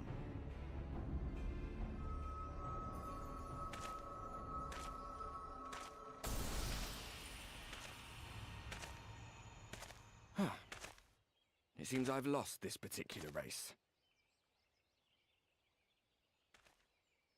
Just like it, Zolfatal. Although I suppose it's only fair. When we first met, it was I who outpaced you. Ravana, was it?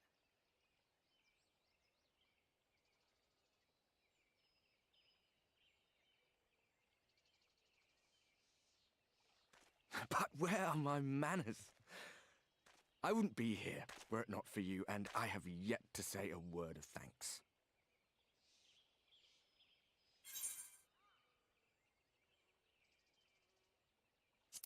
And a friendly fist bump.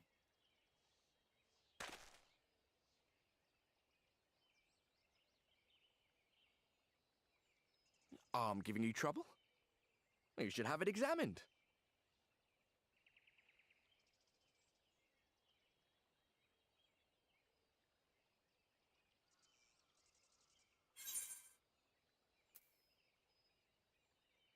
I thought you were supposed to be good at this.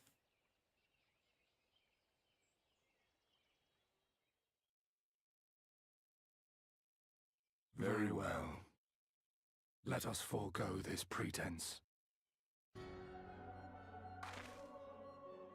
After all, it was never you that I needed to deceive.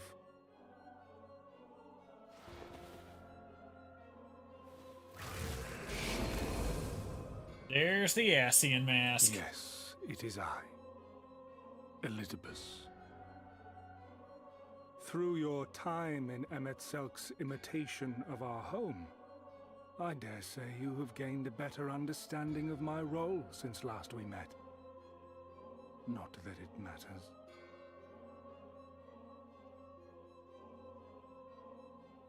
We understand your role, emissary, but not your goal. What is it that you seek to achieve? I seek to enact the will of the Convocation, of course. If it helps you to think of me as but another Ascian, no different in nature or purpose from the rest, you are welcome to do so. Once, I would have said your goal was destruction alone. Now I understand that you fight for something you love, just as we do. Yet though we seem doomed to clash, I bid you consider Emet-Selk's final words. Remember that we once lived, he said. Had he not seen some glimmer of hope in our kind, I do not believe he would have spoken thus.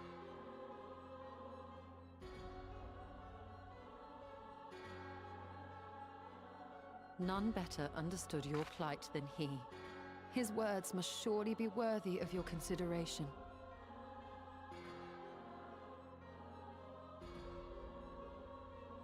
Emet-Selk. How very unlike you to err so gravely. That one should stray at the end of so onerous a path is understandable, but I had thought you above such weakness. Mayhap you thought the same. Would that I had been present to offer correction. But I shall do so now, as is my duty, and return all to its proper course. As for you, look at yourselves. Look at your history. Look back 100 short years to how your greatest warriors were undone. And now, at but a word from me, you raise your hands in answer like the puppets you are. Naught has changed. You fail, and you fail, and you learn nothing. Allow that which is most important to slip through your fumbling fingers like so many grains of sand, again and again and again, and you would remember us. You do forget yourselves.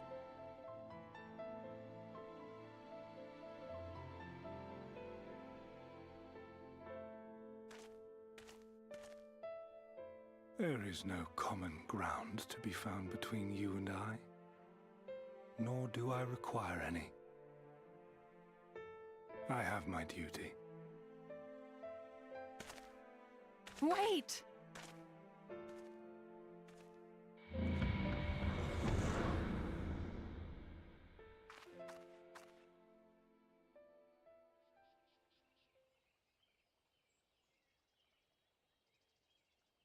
Well, we have confirmed the identity of our foe at least. And 'tis safe to say his objective is the rejoining. But we still have no idea how playing the part of a warrior of light will further his cause, nor why he would spur others to do the same.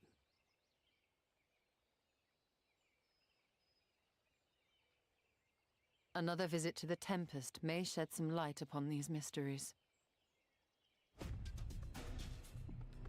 Whether we are to exchange words or blows with Elidibus at our next meeting, the fact remains, we know too little. Ere our paths cross again, I would learn more of the world that once was, and of Elidibus himself. In this, we would be best served going directly to his home, much as Emmett Selk came to ours. Though I see the wisdom in thy suggestion, the Amarot we visited is but a phantom born of Emmett Selk's memory. I fear it will teach us little that we do not already know. I quite agree. Yet the ruins of the actual city remain unexplored. Given the vastness of the Tempest, I should not be surprised were there more such structures like to those in which the Ondo reside.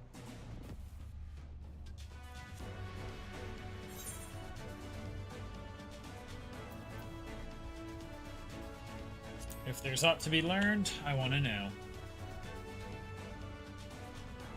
A man after my own heart. Assuming we are all in agreement, then I suggest we first pay a visit to the Ondo. If anyone can tell us where more ruins are to be found, it is them. Back to the Tempest.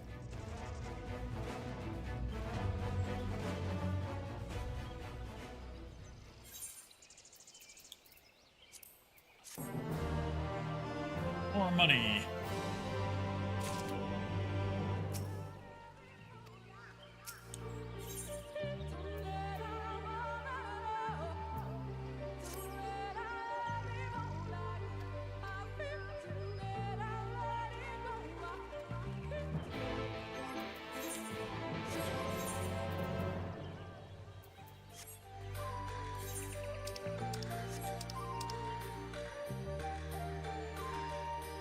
Speaks with Tolzov first. As chieftain, he is doubtless privy to great many secrets. Alright, who Tolzov in the Ondo Cup?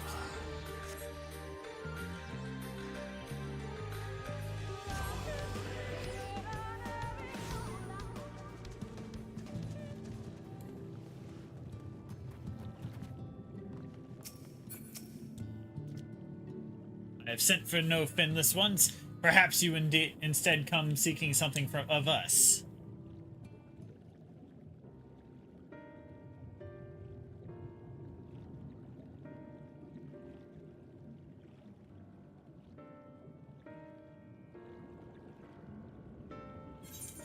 Auto going. Ruins which you're kind of yet to explore, I see. I know of one such place. Alas, under these circumstances, I'm afraid we can spare none to guide you there. And what circumstances are these? Rather than hunt for their own meals, the Benthos have pillaged our stores of inferior liver. They must be replenished with haste. The Benthos, quite a particularly violent tribe of Ondo, I recall. A band of bottom feeders. We all lost much in the flood, but while others work to rebuild, they resort to thievery and murder. Oh, wrong thing.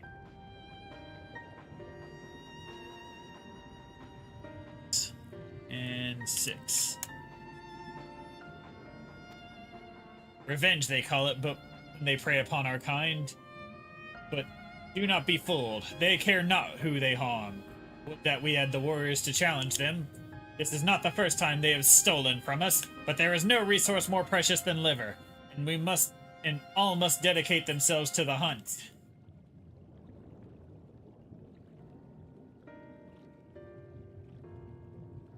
Unless, of course, we were to reclaim the livers for you. It seems fitting payment for vital information, does it not? Moreover, one could argue that by employing Bismarck to reach these depths, Thereby driving back the waters, we are in part responsible for the deeds of those driven to desperate ends by the changing climes.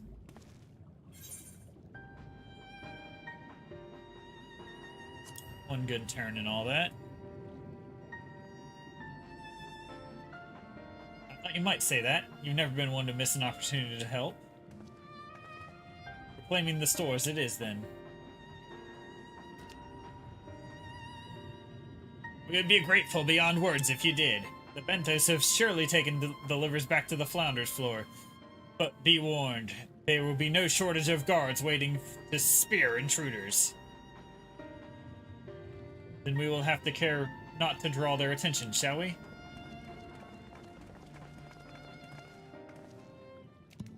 Oh,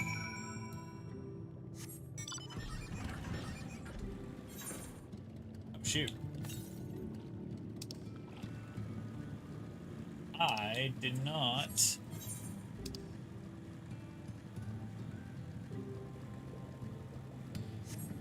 get the last ether current here.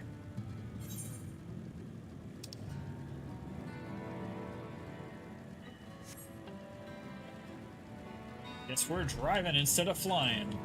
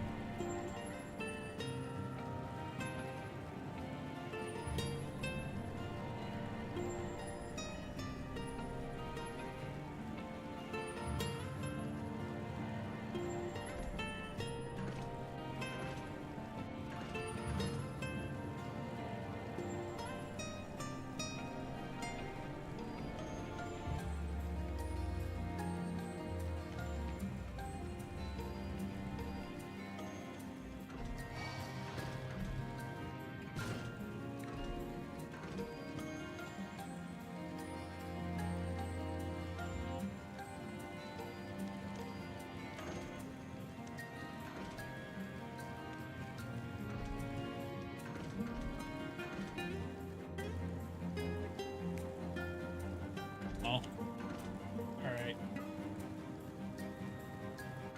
Different way.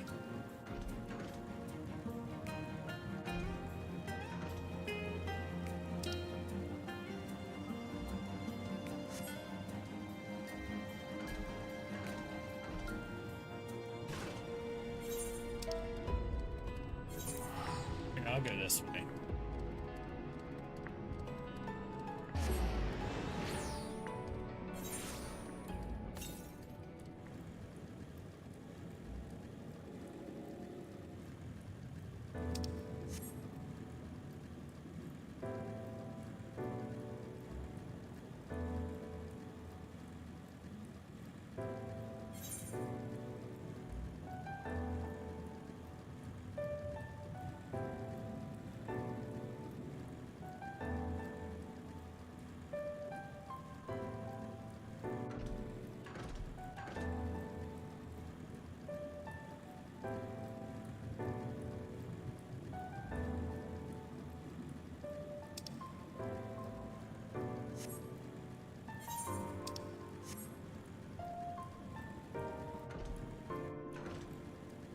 Well, here we are.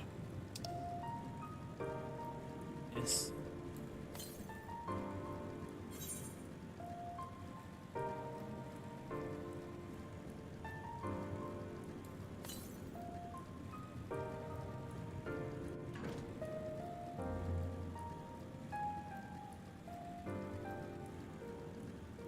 Alright, going up the lift. I think that last either. Like over this way.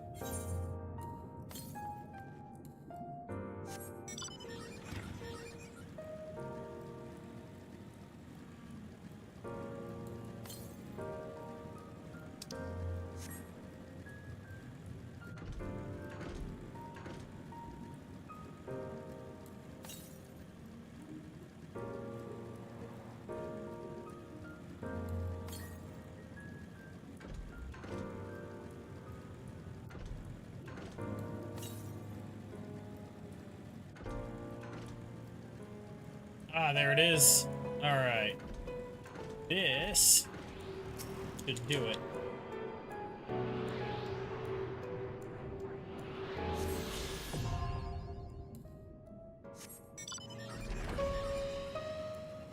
Now, be a lot easier to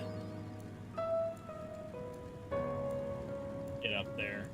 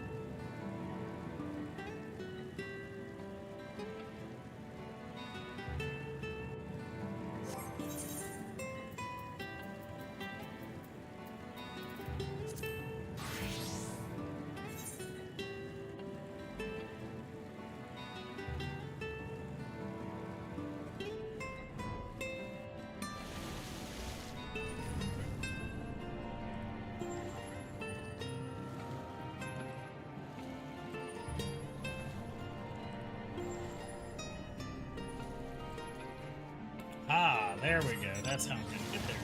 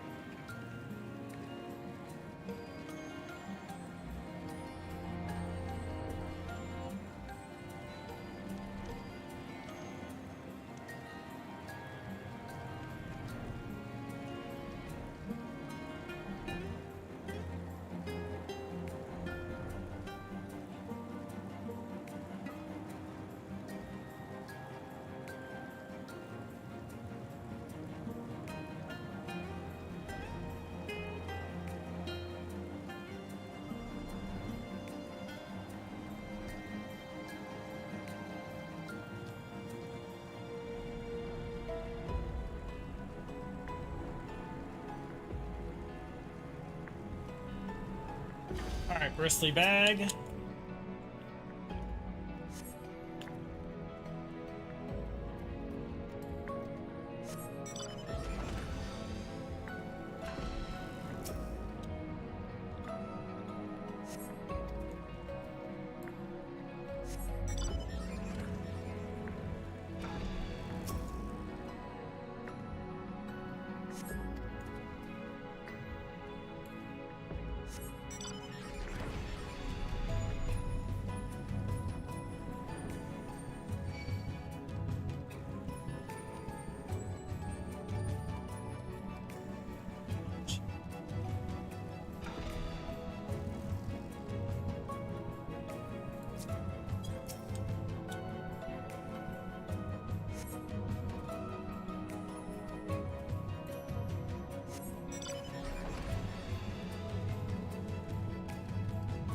Not it. That's not.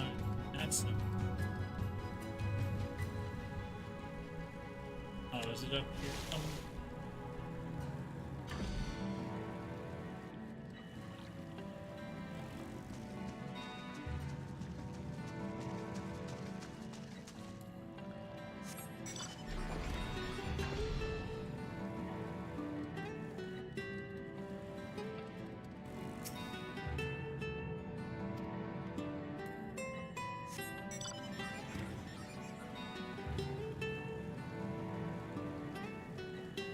Here.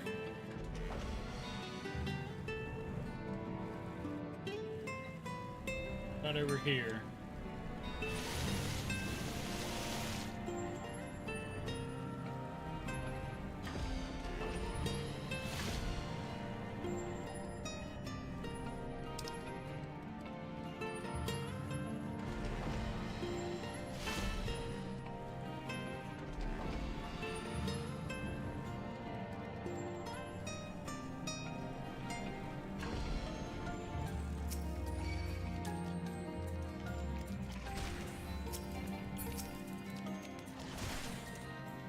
shoot, I'm dead.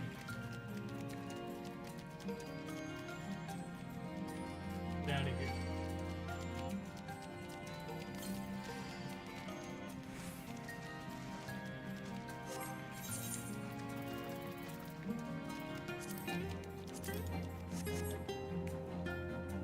Okay.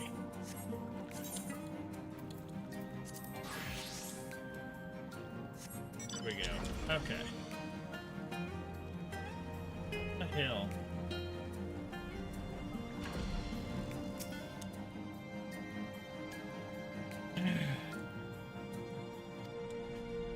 And Green scaled the wall.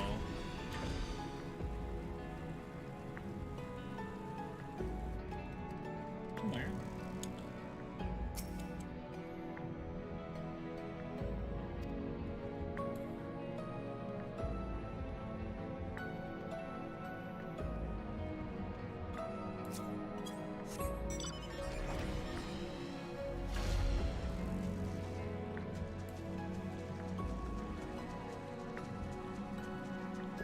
So it's not any of those crates in the middle.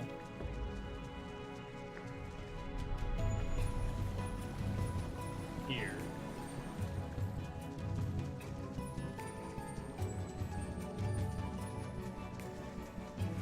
Yes.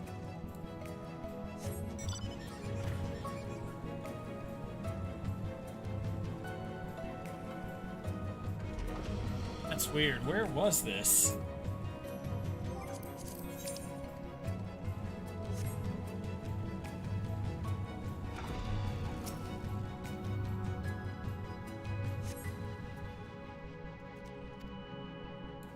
Sweet.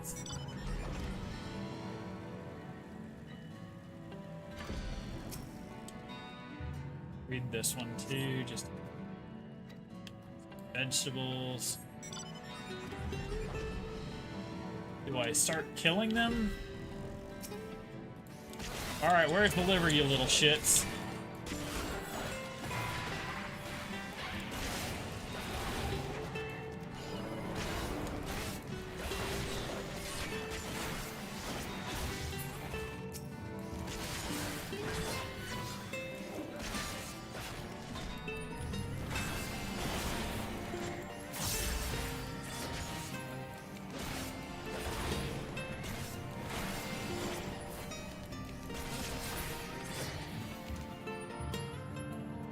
Drops nothing. Wait, what's up this way? Is it? I think I found it. I found it. Alright. I just had to kill a couple of them. That got me to the revelation. They had to pay with their lives. Are those them? Yeah.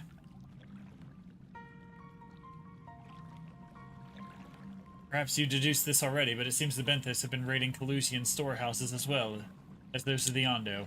Oranges, pumpkins, wheat. We can discuss this after we see the liver safely back to Tal Shah. It wouldn't do to keep him in suspense. Alright, I'll go ahead and pick these up. Back to the Ondo cups. It's in a weird side room. Alright.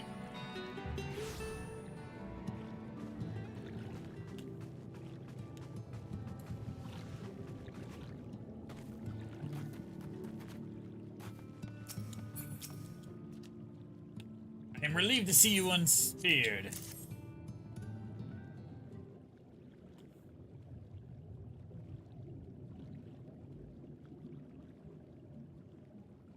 Precious livers, I knew you would not fail. We also found all manner of foodstuffs from Pelusia in Founder's floor. Tell me, Tossath, does that seem odd to you? It is brazen, to be sure. I'm reminded of rumors I've heard recently concerning a rash of thefts from Pelusian warehouses. The perpetrators enter in the dead of night and are gone before anyone has realized what has happened. The Yomoran army has been investigating, but thus far to no avail.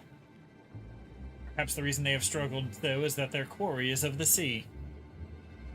The true question, then, is what do we mean to do about it? Much as I would like to proceed to the ruins without further delay, we cannot allow the Benthos to carry on as they are. If I may, I believe that the ruins are, in fact, the key to the Benthos' plans. Is that so?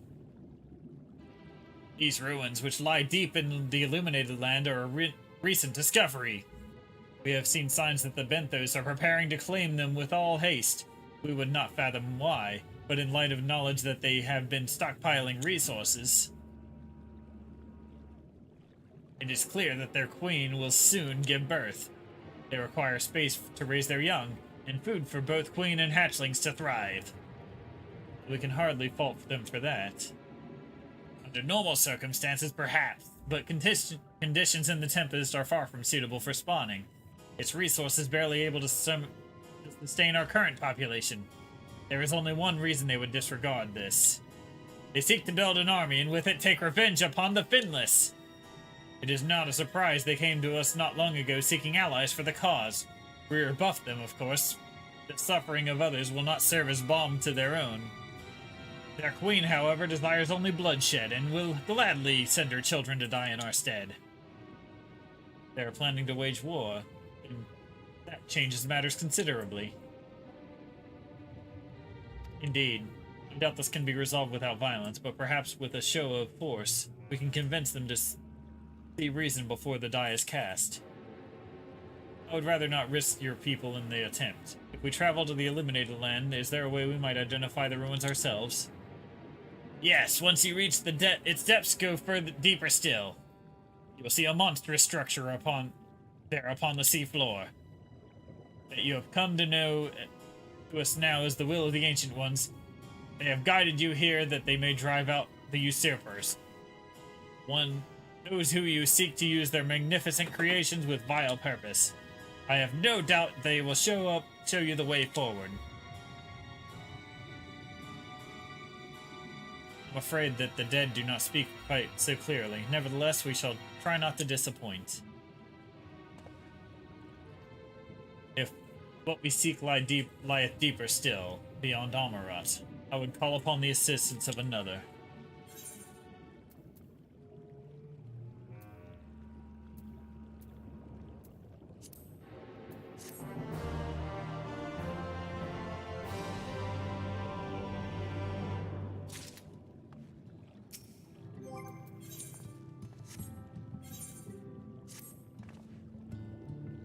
Our course hath been decided. To pursue it, we must needs beseech the aid of a friend. I speak of Bismarck. Pray follow me to Solon, that we might seek an audience with him once more.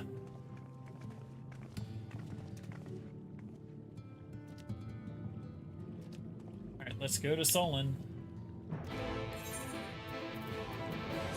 Port job.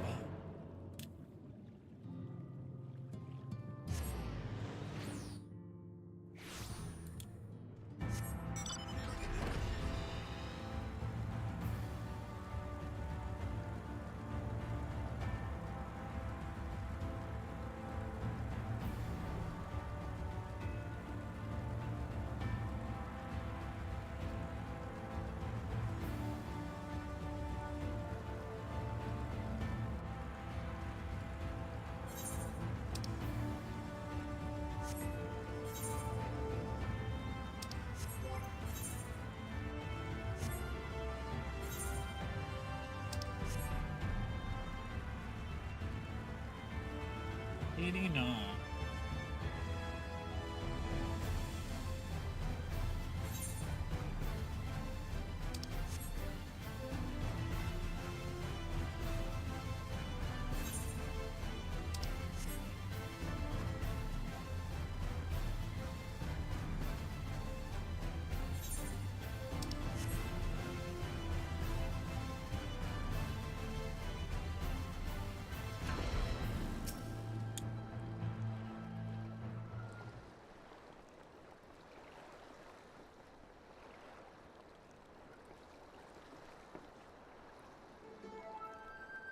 From here we press onward to the Isle of Ken. I myself shall proceed on foot. You've perfected your technique, then? Yes, so. The water will be as glass beneath my feet, and provideth purchase fragile yet true. Watch closely. Oh, I certainly shall. Forgive me, but it would not be easier to perfect your swimming technique. Aye, it would be a pity if you drowned, truly. Oh, hush, I'm sure it'll be brilliant.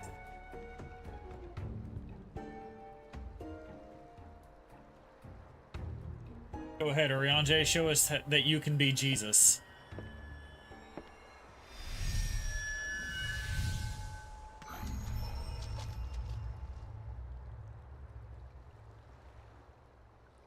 He's done it! Incredible!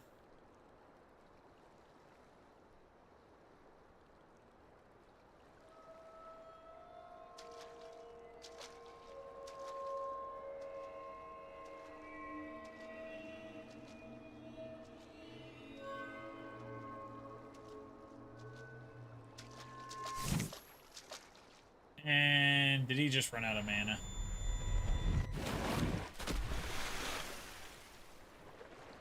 Jay. For the love of...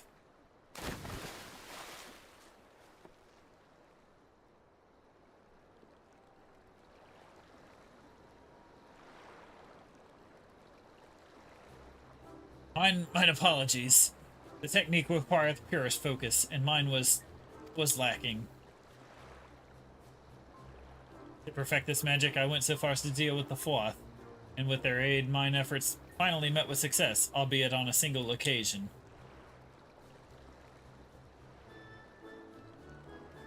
Don't you know the first rule of the Floth is don't deal with the Floth? I know not why I cannot repeat it. I thought I saw you waver a bit there toward the end. Perhaps you're simply tired? Tancred?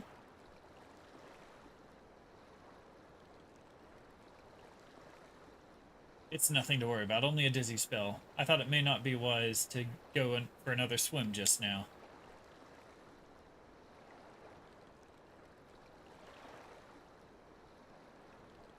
Thankfully, we've an alternative.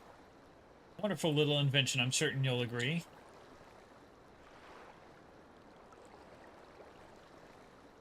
A boat.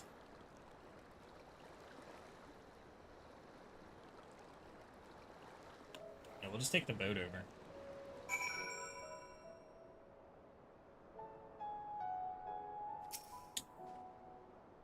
I will petition Bidmark's aid on our behalf.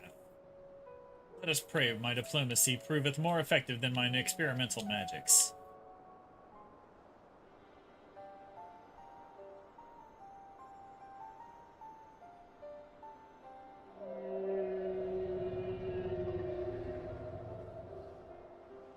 Speak with the voice of the king, little neighbors. I will not deny you. As before, if you seek that which sleeps beneath the sea, I will be your guide. My kindness is as boundless as the depths, serene one. Before we depart, however, I would ask a favor. After our last flight, I found magic creatures clinging to me. I am itchy. Remove them, and I will take you below. With all haste it shall be done.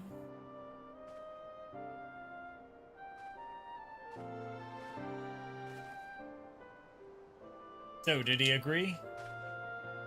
Aye, though I agreed to a favor in kind. Regrettably, 'tis not the one I possess the power to grant. Bismarck hath asked us to clean his underbelly of barnacles. Alas, one must needs dive beneath the surface to do so.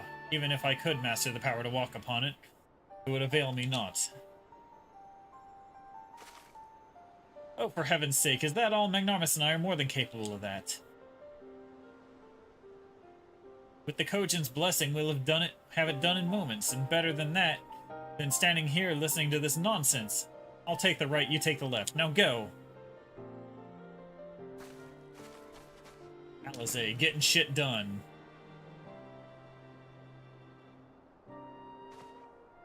I am in your debt.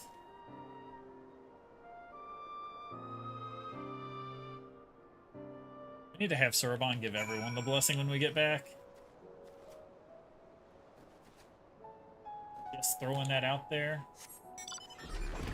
Not only can I swim underwater, I can drive a motorcycle underwater. 'Cause that makes fucking sense, doesn't it? Okay. Alright. That one.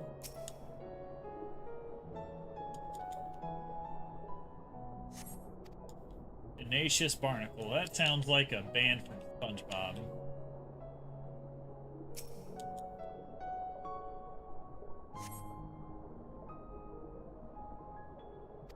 Alright, done.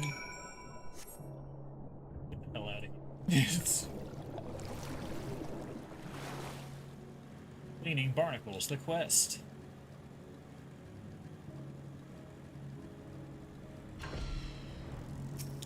And like that, it's done. Thine efforts are most sincerely appreciated. I will inform Bismarck that we made a part without further delay.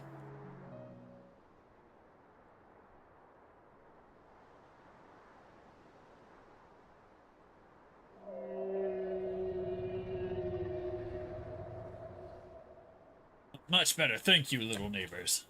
I remember a long time ago, another did this favor for me.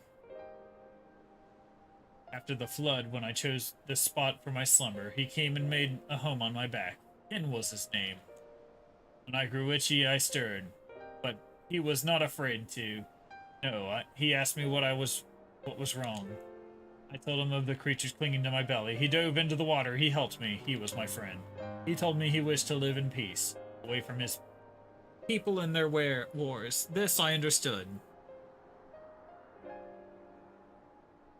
I treasured our time together, brief though it was. Brief it always is. But I remember him. How he left when we flew. I remember when he slept. I too slept that day, and many days since.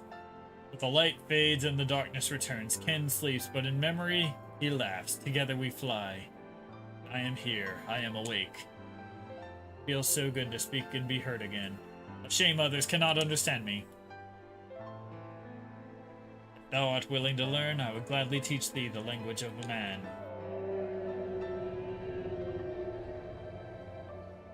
Thank you, little friend, but it is time I grant you your.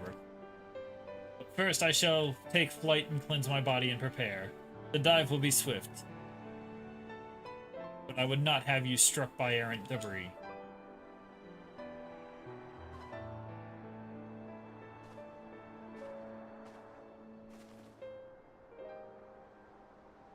This island was named for a man. How easily the past is forgotten. He passed not even 100 years ago, yet the truth has slipped from history like so many grains of sand. Might I have some explanation of what he just said, or shall we all stand about making vague, mysterious allusions? While he maketh ready to deliver us unto our destination, Bismarck bade us wait for him on the shore of Kalusia. That's all? I feel as though there was more to it. Indeed there was, but it hath no bearing on the task at hand. I should be glad to share the rest with you anon. And later then.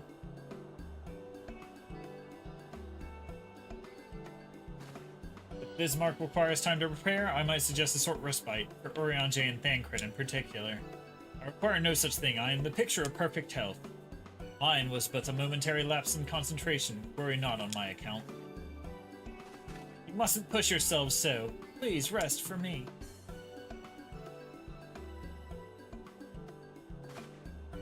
Oh, all right, if you insist.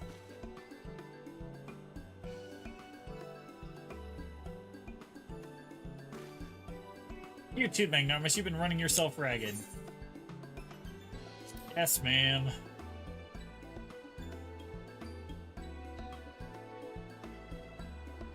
Damn kid giving me orders.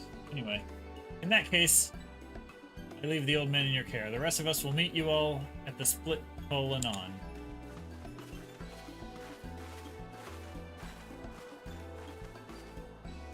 Words of advice, never let it show. When she realizes she struck a nerve, she remembers. By the gods, she remembers. In any case, if we must be made to rest, I know a place in Solon that's better for it than most. Come with me.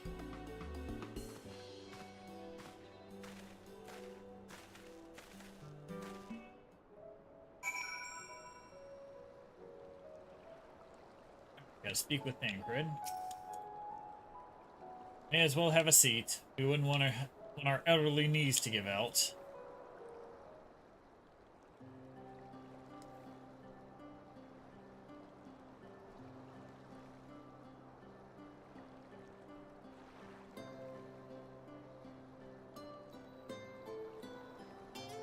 To hear her speak, you'd think I'm on my deathbed. By the 12, I wish that girl wouldn't worry so much. By thy countenance belies thy words, Master Thancred. I'm sure I don't know what you mean. The records show that I'm here under protest, though I can't say I mind the view.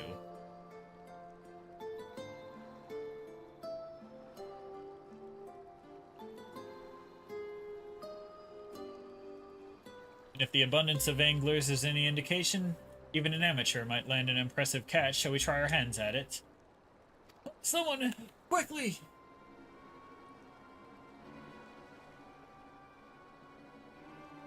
The Nightshade, who was attacked on the road from the Crystarium, barely escaped with me life. I suppose we might have predicted this.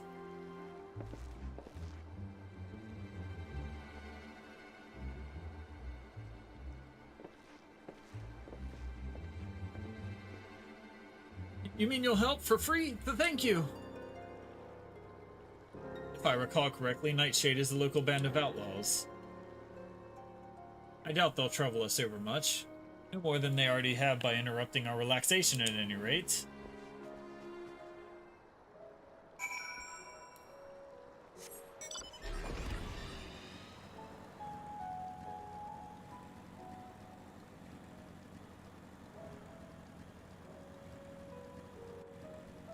Alright, we're almost to the dungeon.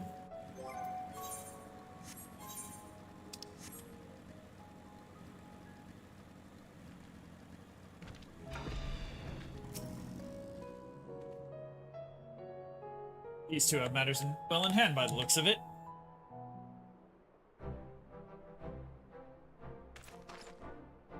I'll not forget this kindness. May we meet again.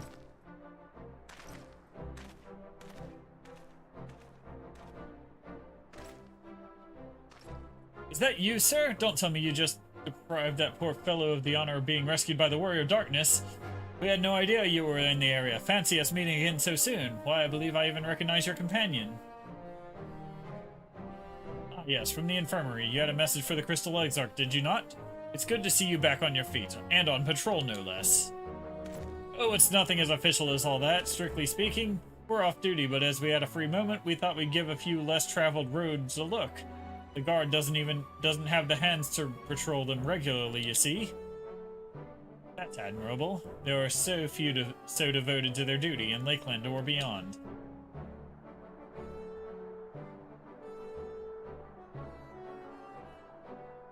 Well, we've been talking about it for a while, and neither of us is satisfied with just seeing out our service. Feels like we could be doing more, like we should be doing more. It's all about having the will to help your fellow man and the resolve to see it through. I remember you, the excitable one.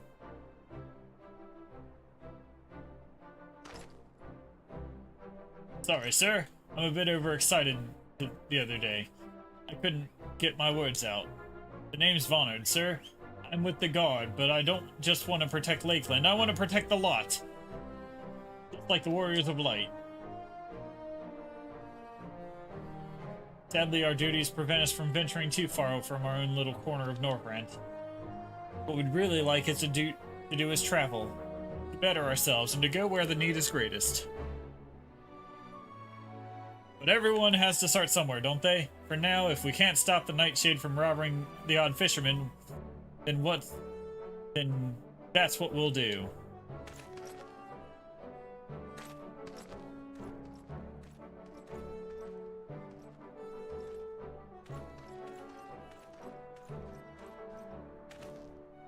Well, future heroes of the first, do you think?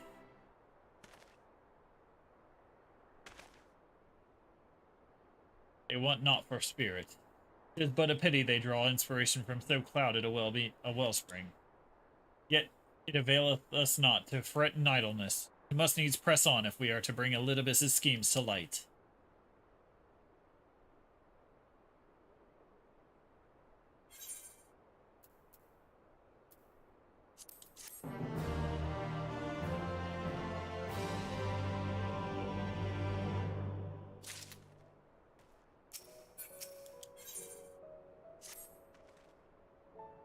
Though our respite was cut short, I dare say we are all eager to avail ourselves of such knowledge as the ruins may hold. Aye, and I doubt further contemplation of Elidibus's machinations will be conducted to relaxation. We may as well make for the split hole now.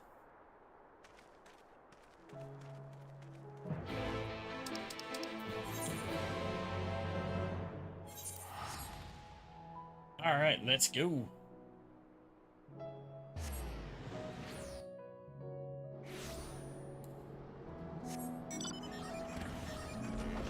I've just about unlocked the dungeon.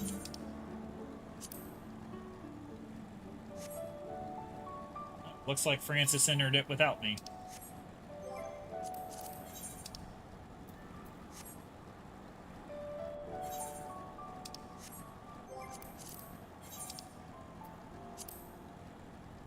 No Lucky on either?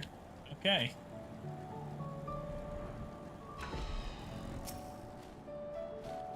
All are present. Now we need but await Bismarck's coming.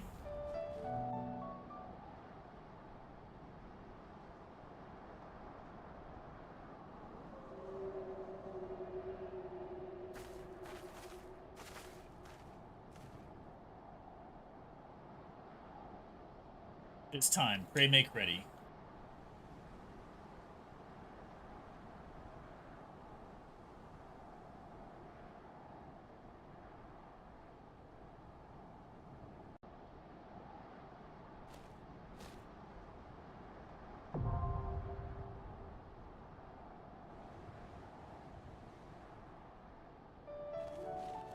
Well, since Frank's already in,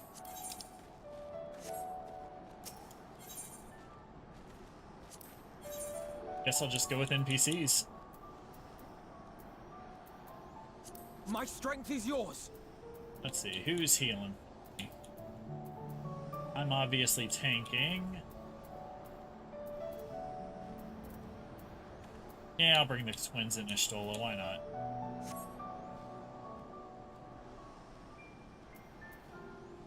He's already in the dungeon somehow.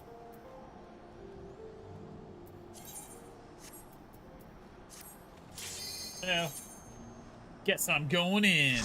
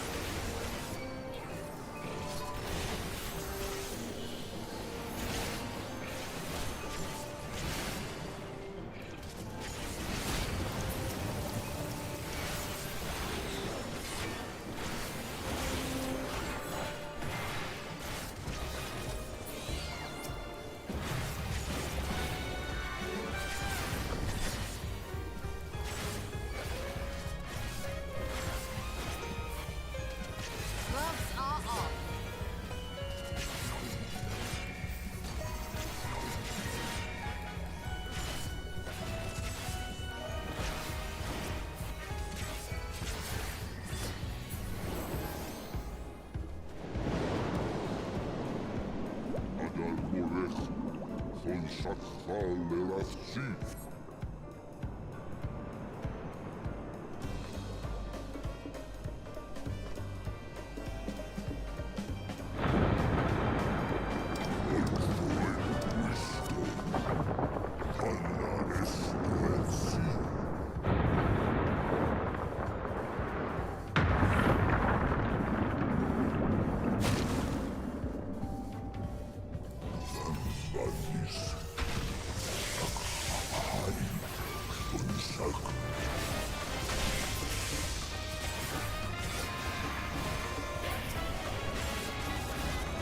we go.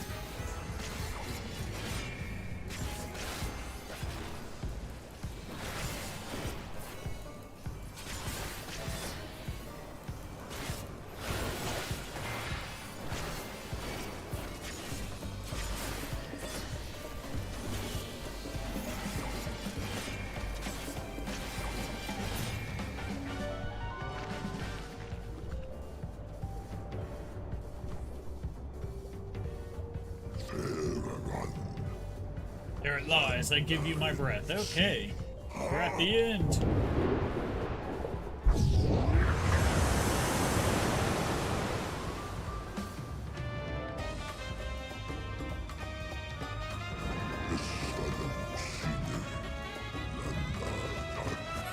Alright, first boss time.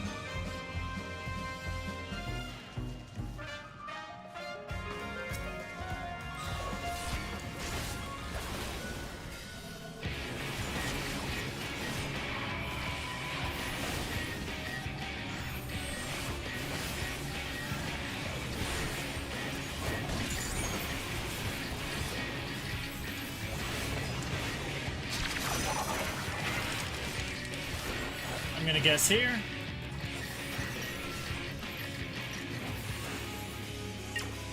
Nope. Over here it is.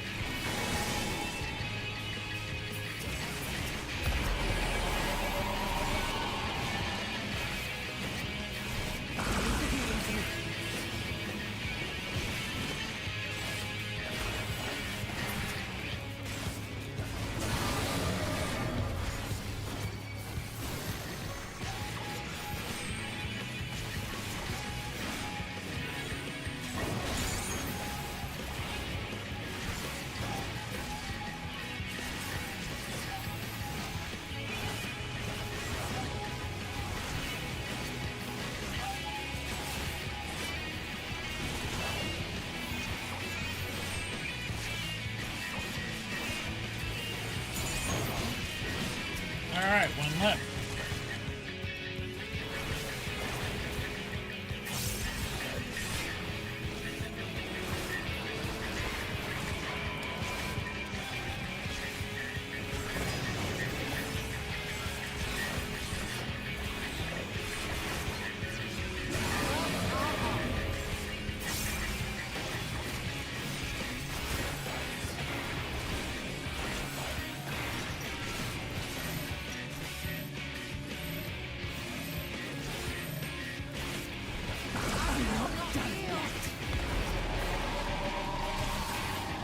Oh, Alphino's dead.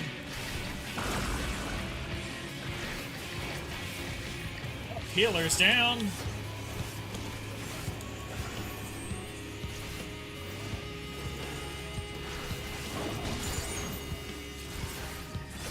Pay me that later. Time to redeem myself.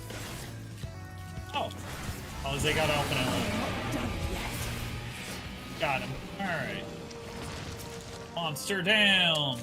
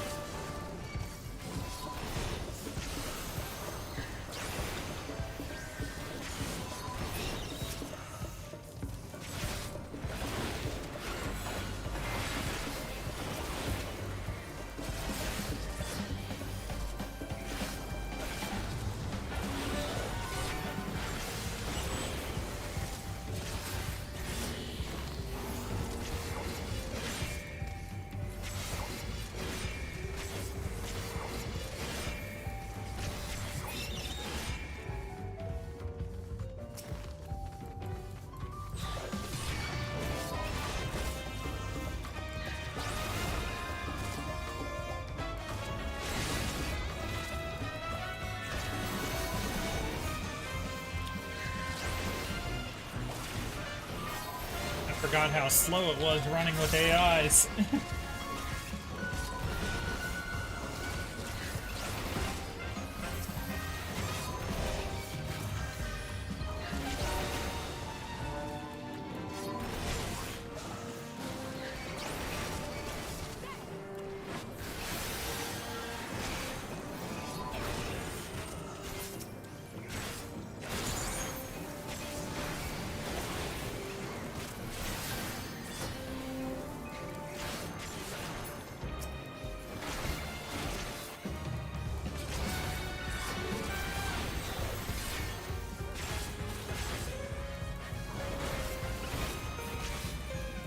We're all just single attacking every enemy. No AoEs in sight. There we go.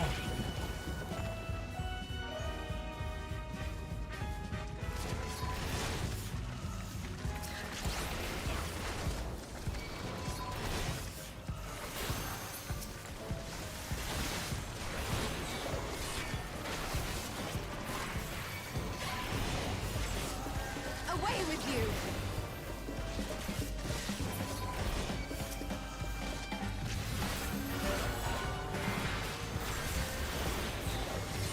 Protect me!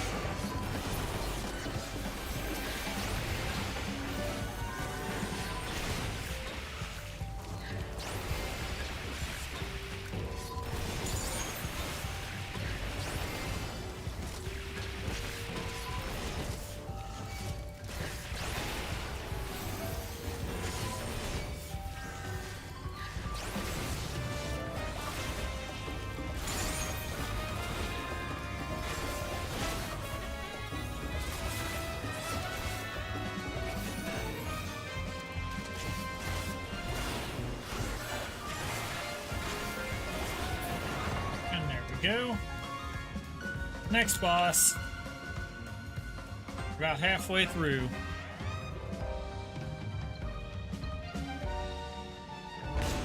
Let's give them a go!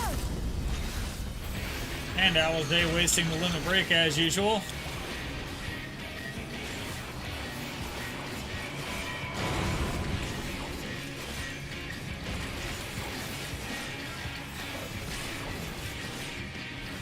Cyclone, get under him.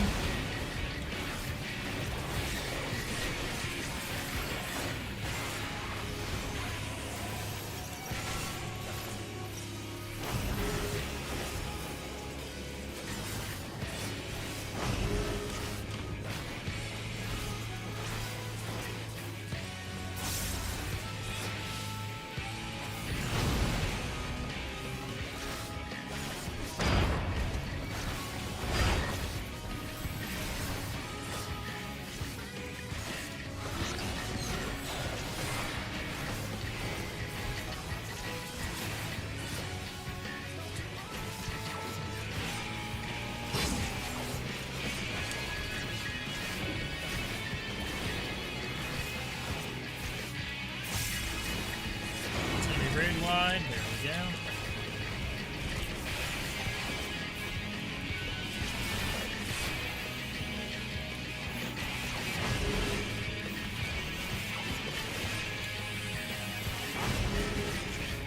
Leave the healing to me.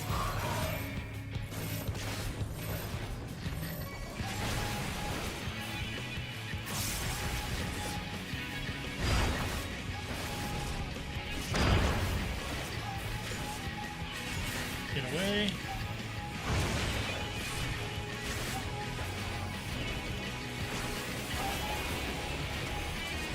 You underestimate me.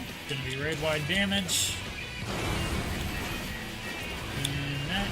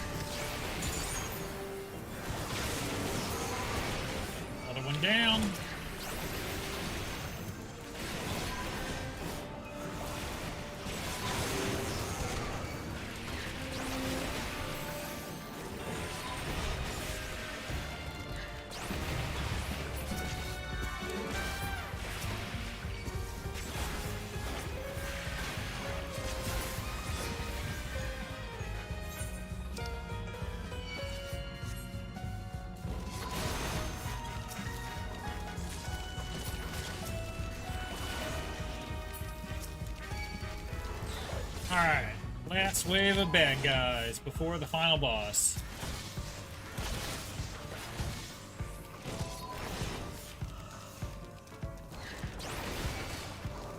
I guess we're gonna gather around on this guy.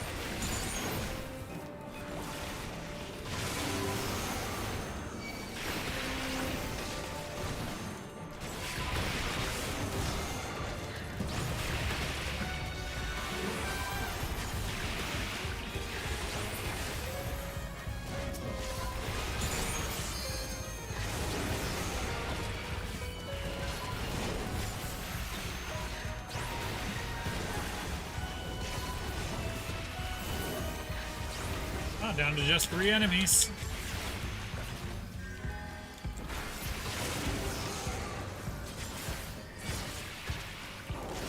Alright, you're it. Last guy. And the door opens and we're on the final boss.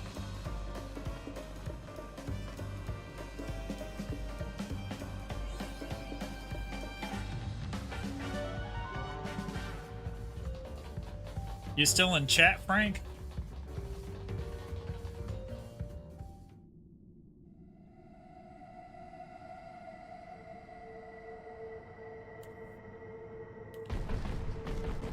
Think so? Yeah.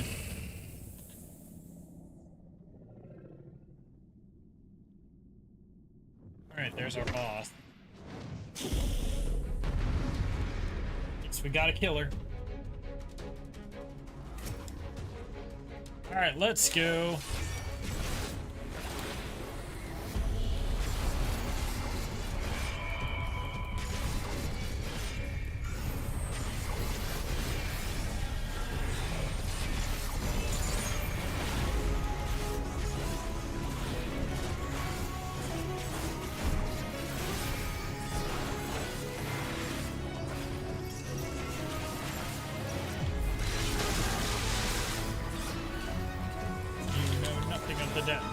Nothing.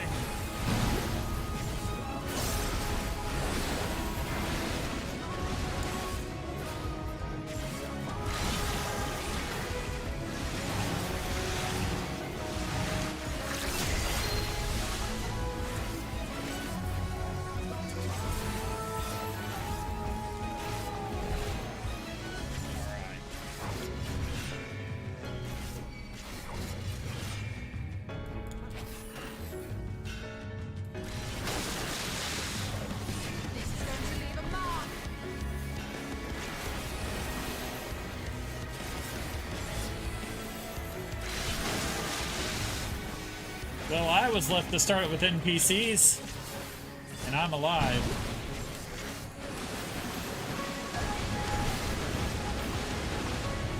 And you go all the way this way. About to finish the dungeon. The way.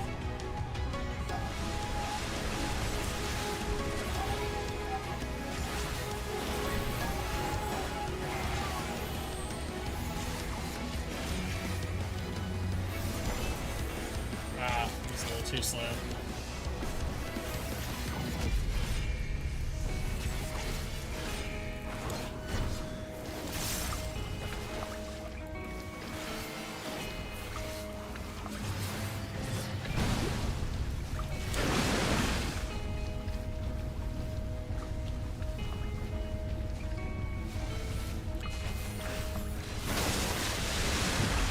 Ah, killed your own people.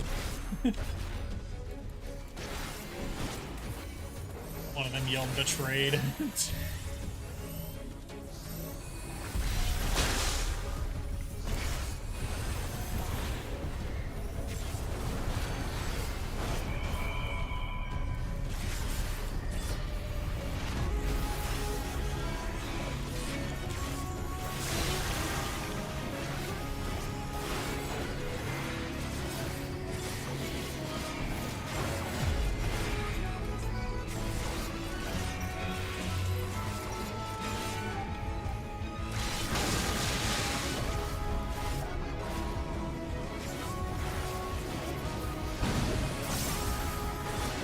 Just watch what the Scions do for this dungeon.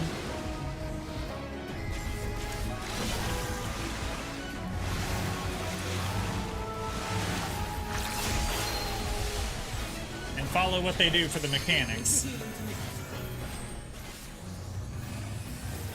You underestimate me. There'll be nothing left of you but a smoking crater.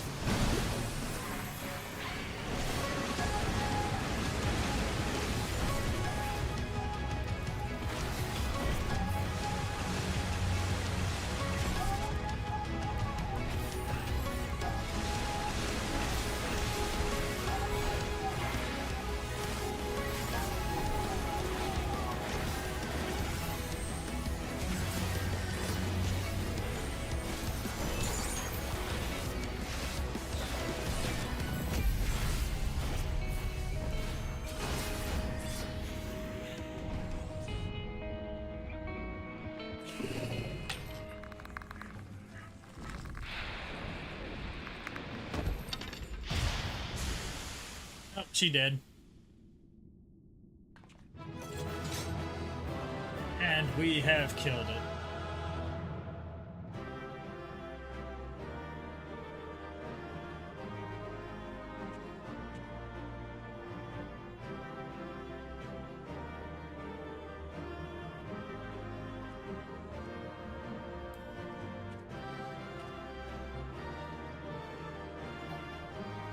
That is how it's done.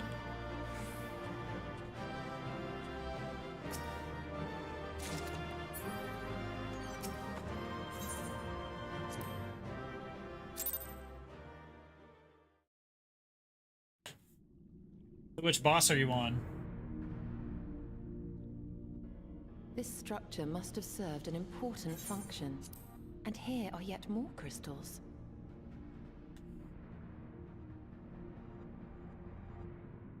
I too noted the crystal repository on the way.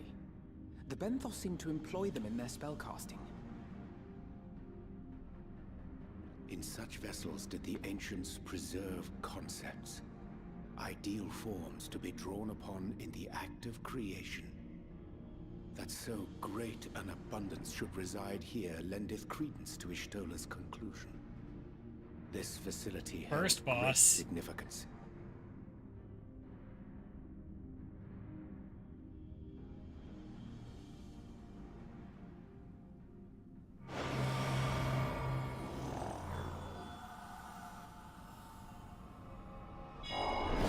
Oh, the Cyclops. That's the second boss.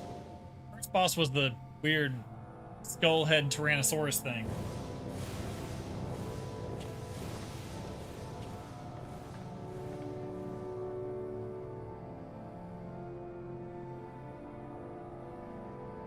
Lore dump. Thank you all for joining Aniter in these most perilous of times. By summonings of Zodar, we have been granted reprieve, yet immutable as the laws they have woven may seem, they will not serve to forestall our doom. Nay, should we continue down this path, our fate will be the same. I said as much to the Convocation, of course, but the stubborn fools turned a deaf ear to my warnings. I had hoped that the Defector, at least, would side with us, but I regret to report our overtures have gone unanswered. Whether tend to your thoughts, Venat. Where you lead, we will follow.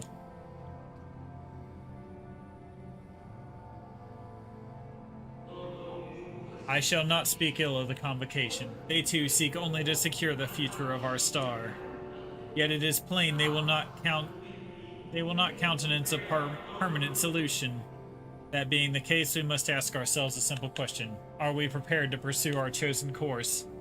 Should it mean suffering the eternal condemnation of our brethren? If so, I see no further reason to demur.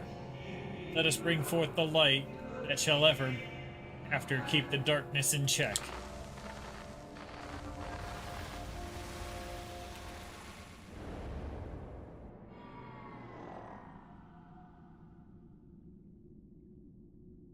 So, it was they who first summoned Hydaelyn. Their discussion did seem to imply as much, yes. I cannot say I have ever heard of this Venar before.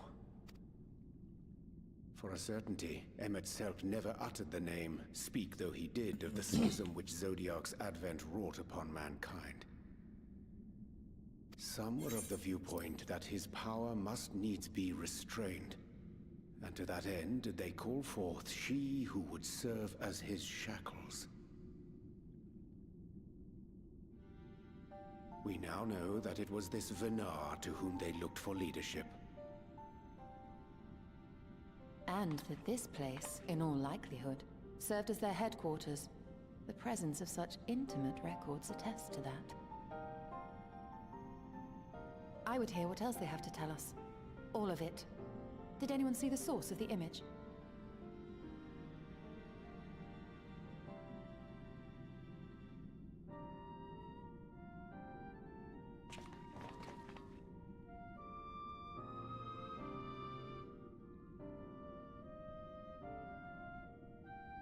The device there? Then let us see what other secrets it holds.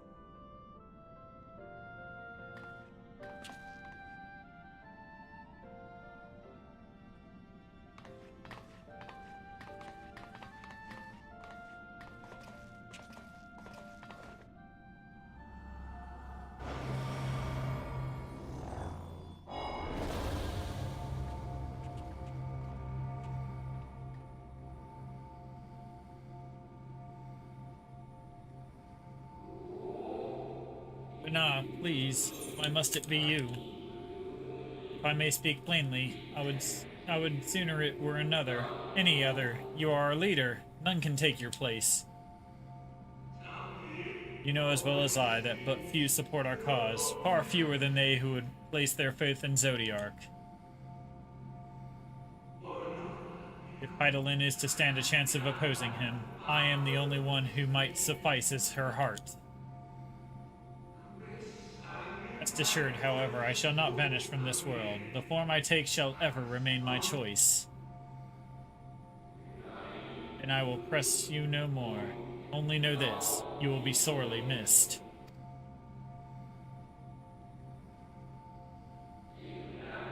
I wonder, is this how the Convocation felt about Elidibus?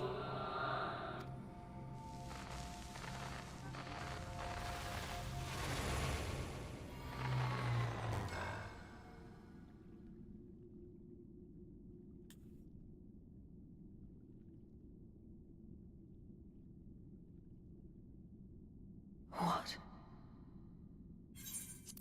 Forgive me, but did that not strongly imply that Elidibus sacrificed himself to become Zodiark's heart? That's exactly what it is. 7 hells. Then who or what are we dealing with?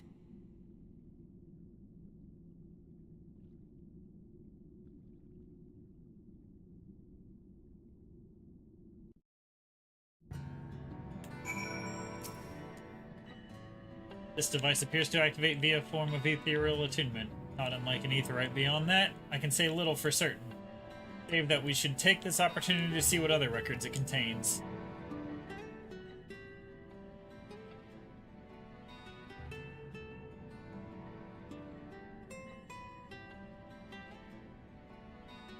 No response. Confound it. If I may, milady, The panel did formerly emit a soft yet perceptible glow. That it doth so no longer may betoken the depletion of some essential energy within. Given how long it has lain dormant, I think it fortunate it functioned at all. It may be, but if we can't get it to work again, we'll be leaving with more questions than we've answered. The white-robed emissary hath ever named himself Elidibus, yet if the shade spoke true, Elidibus ceased to be ere even the sundering came to pass. This calleth to mind a truth that Emmett Selk did once reveal in passing. That the names by which we know our foes are not those given to Ascians at birth, rather they are titles of office, afforded to individuals of merit at such time as the role becometh vacant. Perhaps the Elidibus at Zodiark's heart, and the emissary with whom we are acquainted, may not be one and the same, but predecessor and successor.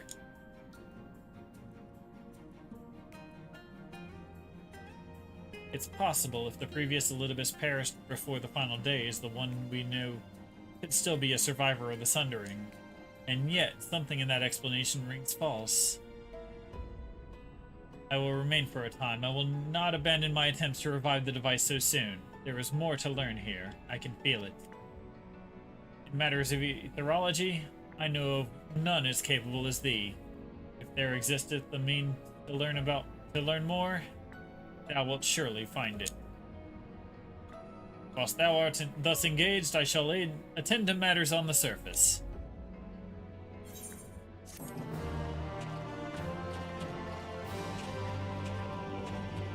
Alright, we're on to the last quest.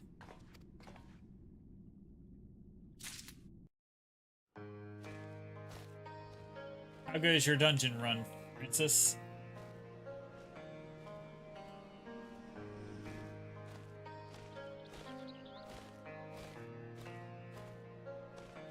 Did you kill the Cyclops? It kind of looks like you killed the Cyclops, but the Cyclops may have also killed you from that, what you just typed there.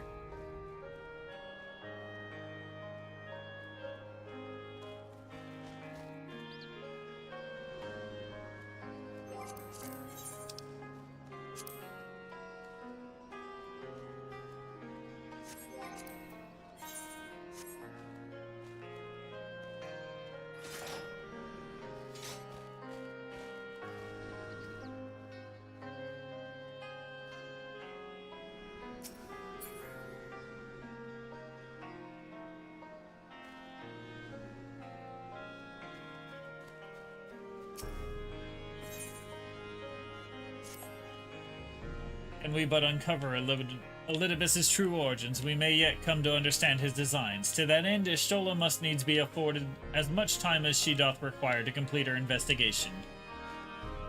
To the extent that such things are within our control, yes. Speaking of which, perhaps we might trouble the Exarch for news of his progress with the spirit vessel. He will no doubt wish to hear of our own discoveries as well, such as they are.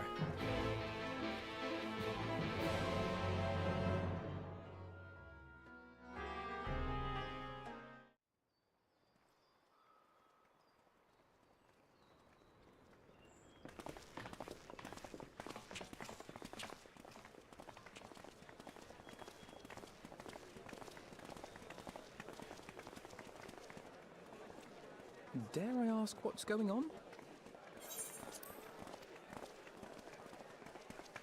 Ah, excellent timing. For me, in any case. We have a problem. The vast majority of those gathered here are presently in the employ of the Guard or else one of the facets, and no longer wish to be so. In principle, all are free to change vocation at any time. But a city does require a certain number of people in these positions if it is to continue to function. For the moment, I have asked them to postpone their resignation until such time as replacements can be found. As you may have surmised, we have the Warrior of Light to thank for this. It's you! The Warrior of Darkness!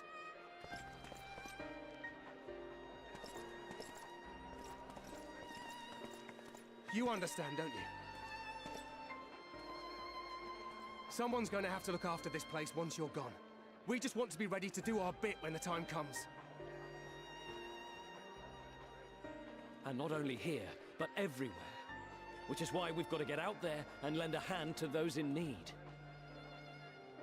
That's what you did, isn't it? Even if it was just little things at the start. You helped people.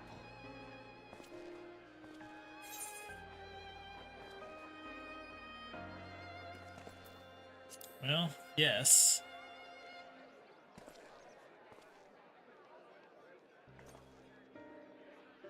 And we're trying to do the same. We may have our sky back, but there's no shortage of people who still need help. If we follow in your footsteps, then I choose to believe we too can be heroes one day. Even warriors of light.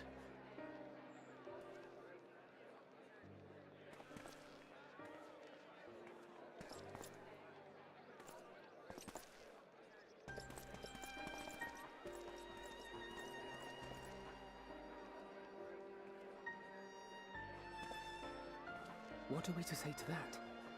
We can hardly tell them they are mistaken. They seek but to do good, as you have.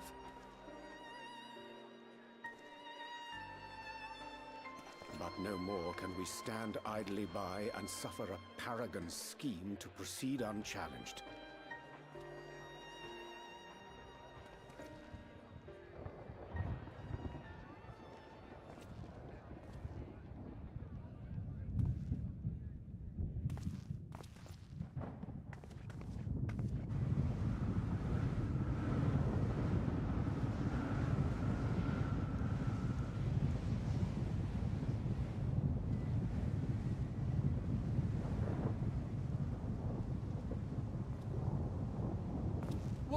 What's happening to the sky?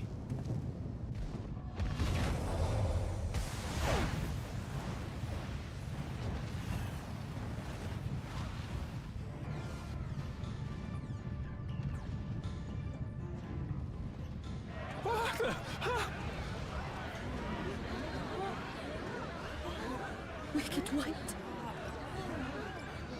Oh no.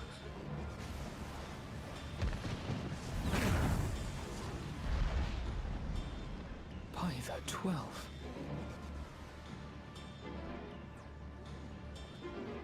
A star shower.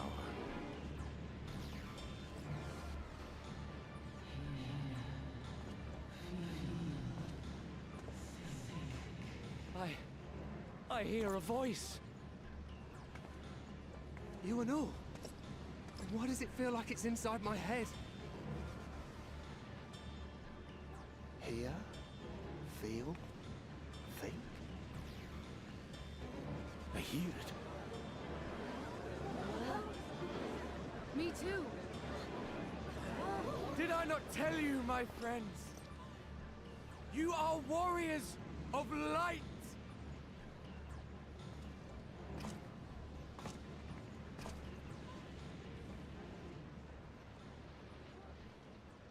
You're back!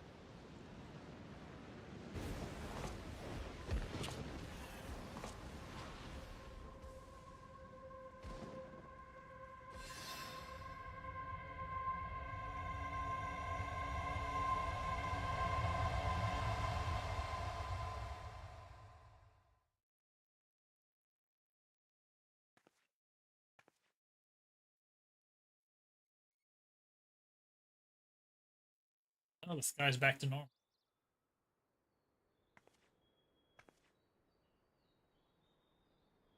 What you hear is the voice of light itself, and it has blessed you with its power. Welcome to the fold! I'm a warrior of light. I've been chosen? Can it be? Me, a hero.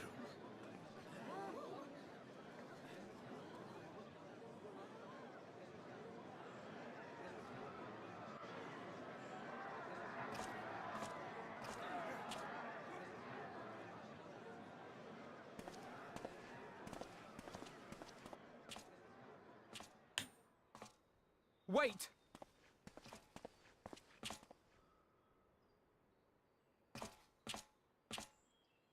The falling stars, were they your doing? And why do you need warriors of light? What, am I to reveal my plans simply because you asked? Nay, I think not. Though the stars, I acknowledge mine.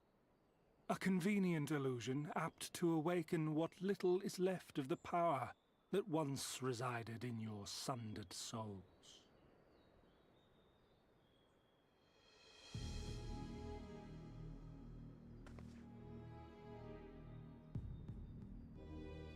That which you and yours call the echo. And an echo it is, of a symphony, but a fraction of what men in their completeness once possessed.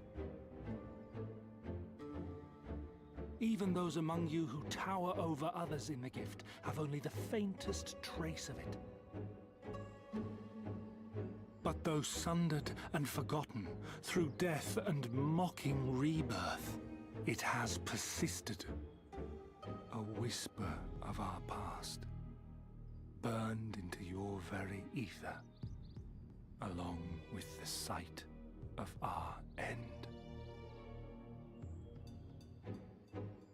Through the rekindling of memory, I have awoken the ability, just as Hydaelyn is wont to do when she has need of new minions.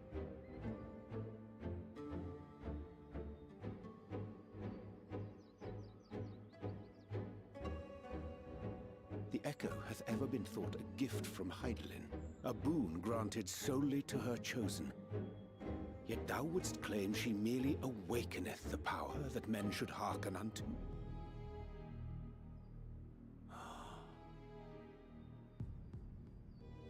Her voice. Given the perceived simultaneity of her call and the awakening of her chosen's capacity to hear it, it is only natural that we thus attributed the source of the gift.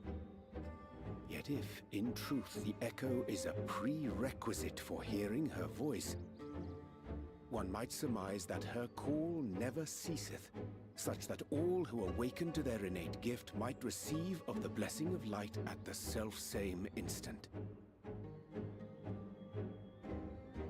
In sooth, we bore witness to this but moments ago. At the sight of the star shower, full many in the crowd did speak of hearing a voice in their minds, did they not?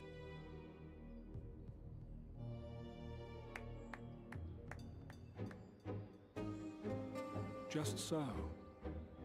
And whenever Hydaelyn has need of new servants, she is quick to pluck comets from the heavens or create illusions of the same.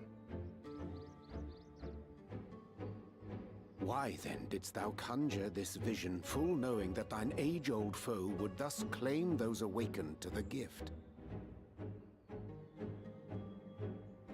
Foe? You must be mistaken. As you see, I am a warrior of light. And together with my comrades in arms, I shall save the world. Just like you.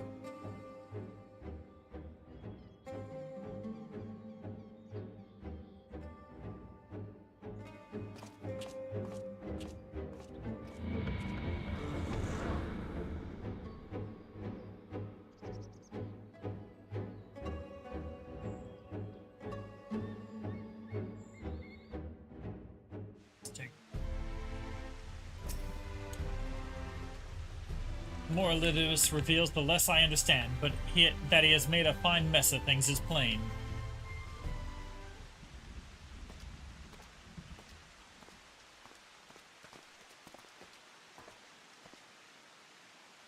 He is gone, then. I've managed to persuade a number of our would-be deserters to reconsider, or at least delay their departure. But as many are deaf to my entreaties, the young Thaler and Vonard be among them. I am sorry to say they have quit the guard. Nevertheless, I wish them well.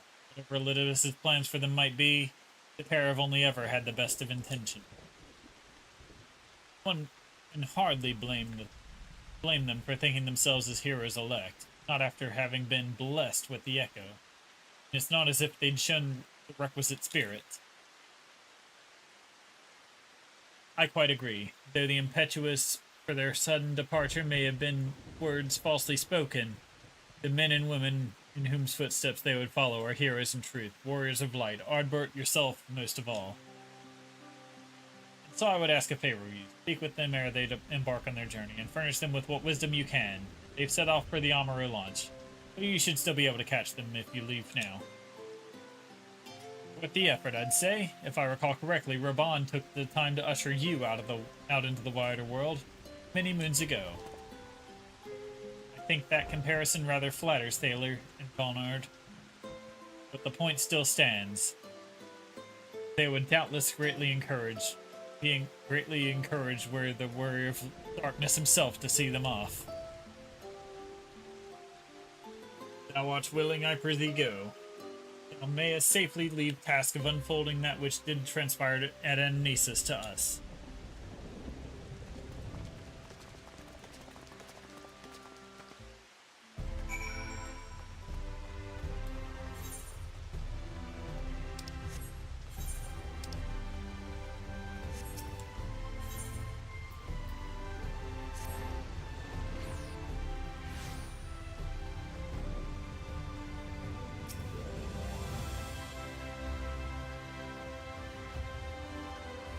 You again? I mean, it's you. Sorry, sir, sorry. It's been a funny odd day.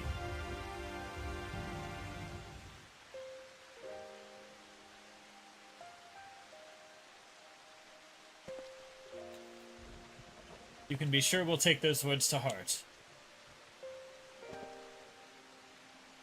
I still can't believe it. You coming all this way just to speak to us?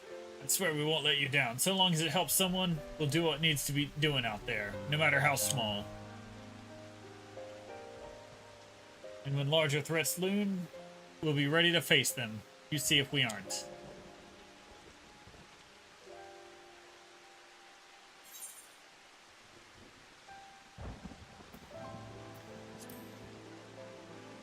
Strike fast and true, for victory belongs to the bold. We'll be off then. Farewell, Warrior Darkness, and thank you. Well, they did it. They stopped being armed guards and became adventurers. It's like the reverse of Skyrim here.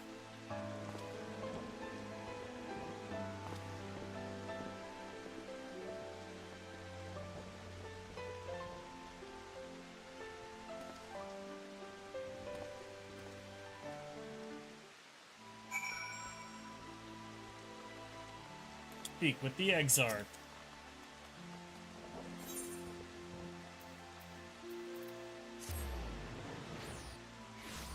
The arrow went out the knee then? Yeah, I think it did.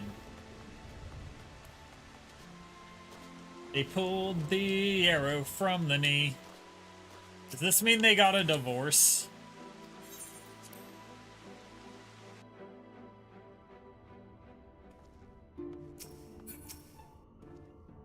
Thank you for making the effort. I'm certain your words will be a boon to them. While you were away, the others told me of your investigation.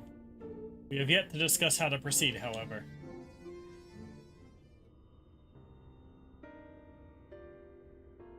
While your findings at Amnesis and Nider do raise important questions as to the identity of our adversary, we are no closer to discerning his design, nor do I know of any other potential avenue of investigation. For which reason we must needs trust to Ashtola's ingenuity, and wait for her efforts to revive the Ancient's device to bear fruit. What if I were to attempt to follow the emissary? Elusive as he is, his plan compels him to court public attention. He couldn't be impossible to find. Especially if for one of your experience, it does seem worth the attempt. Then I'll come with you. Safety in numbers. In combat, perhaps, but where stealth is required, the opposite is true. Happily, I don't plan on getting myself caught, so you've no need to worry.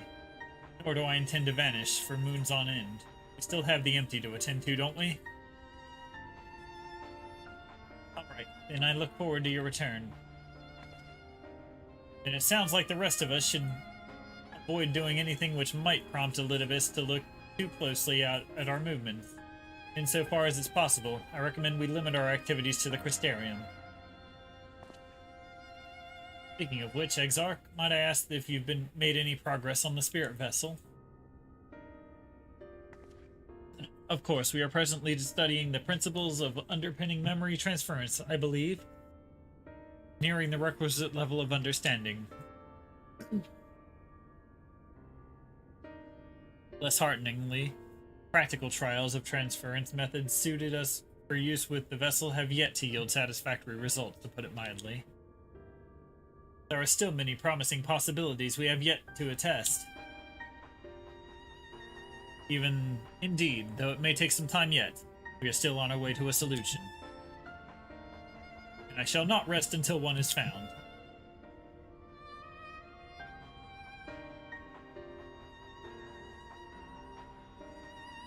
Though we are all grateful for thine unstinting efforts, thou needst not labor to the exclusion of all else. If it would serve to lighten thy burden, however little, I should gladly offer mine assistance. Quite I, for my part, will do what I can to ensure that the Crystarium continues to run smoothly, in spite of recent disruptions. And perhaps I could help. There must be something I can do, even if it's just guard duty.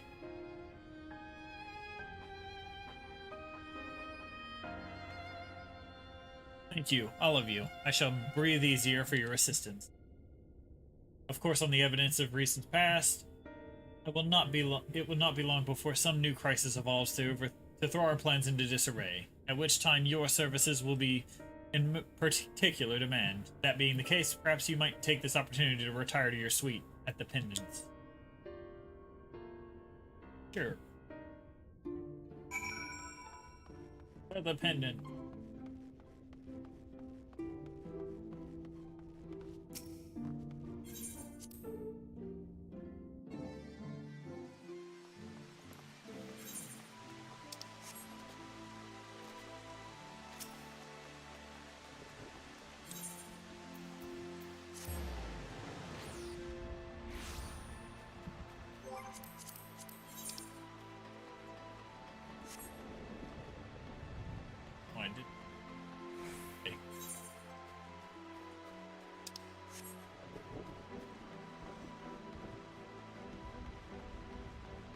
Manager of Suites. A pleasure as always, Master Darkblade. I'm relieved to see that you were unharmed in the earlier commotion, though if I may, you do look somewhat weary. I presume you will be retiring to your suite? Very good. Do let me know if anything you require.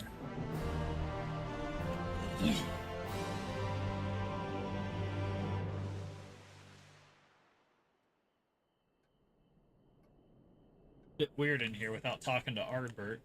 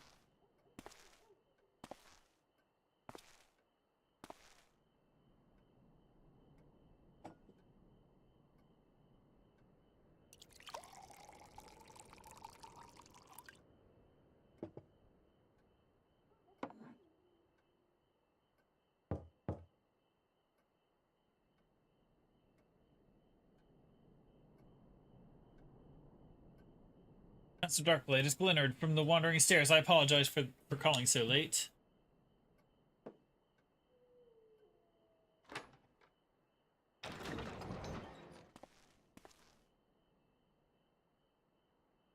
A friend of yours was asking after you. May you remember them from that business with the cardinal virtues?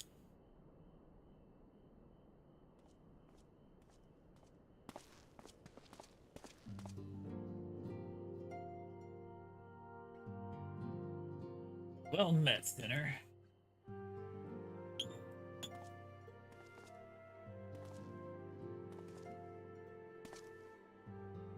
I was looking forward to a welcome respite here in the Crystarium, but the mood here is not exactly conducive to relaxation, as I'm sure you've noticed.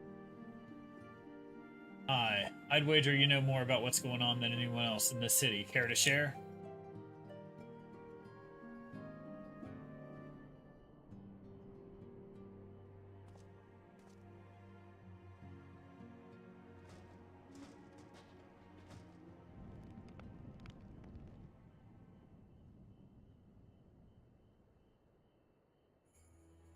I can't say that I envy your prey. Dark work, this twisting with the Warriors of Light's legacy. Reminds me of what became of old Dikaiosine, though this Asian of yours is a fair bit more chatty.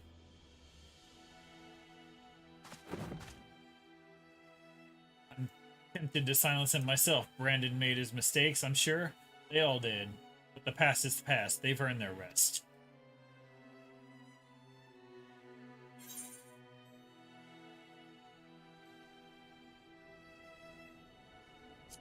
I'm not about to let them sully Ardbert's good name. What do you want? What, you want me to leave it to you?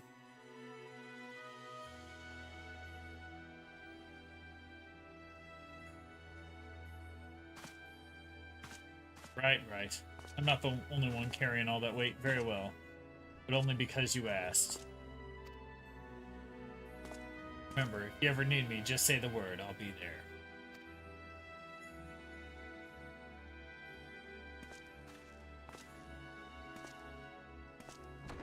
My old tankin' buddy. That I did off stream. Did his quests off stream. Fortunate.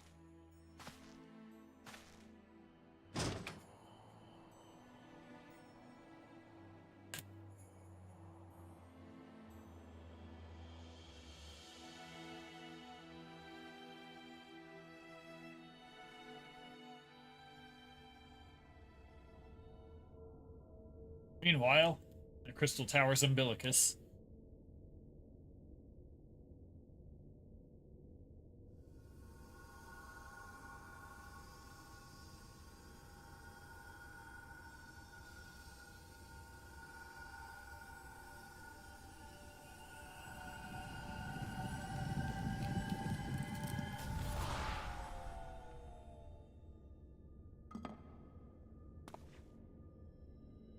Foiled again.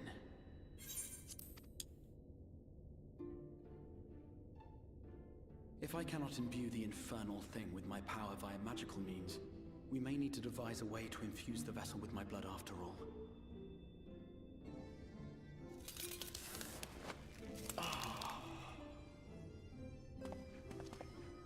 Art thou unwell?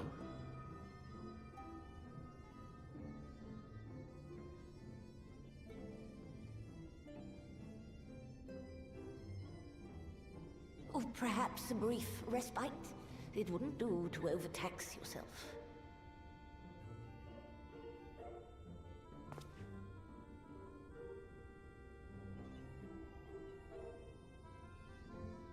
I'm fine.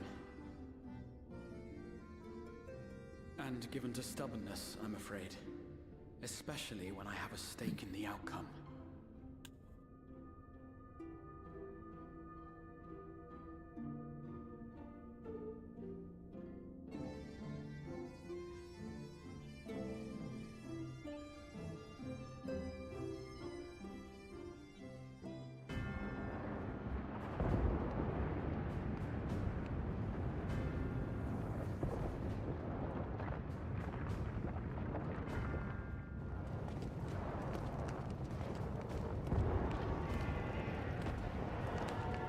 The hell is he doing in Amarat? I don't think him itself gave you that dungeon, sir.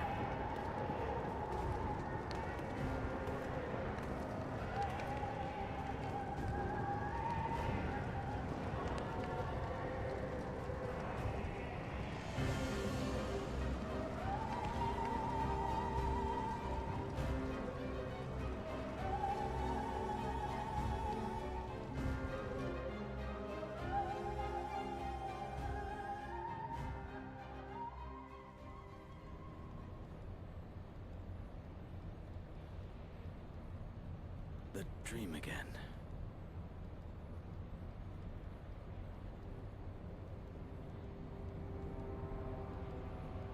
Meanwhile, in the source.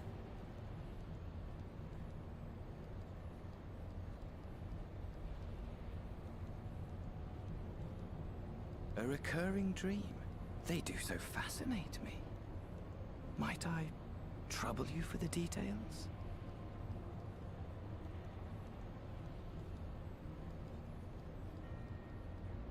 I have always dreamed of it. Fire falling from the heavens, and the city, nay, the whole world ablaze.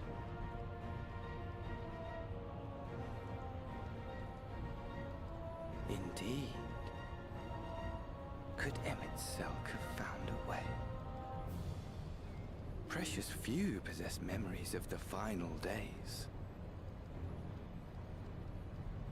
The final days?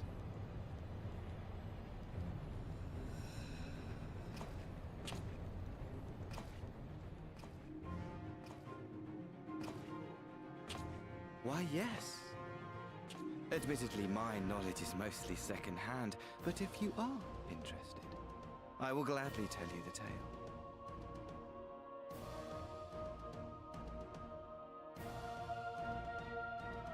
The tale of the world's end.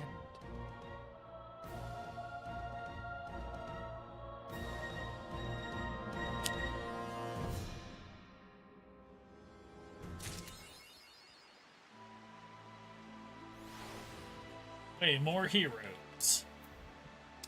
Achievable unlocked. Alright. This is where we're calling stream for today. And next time we're working on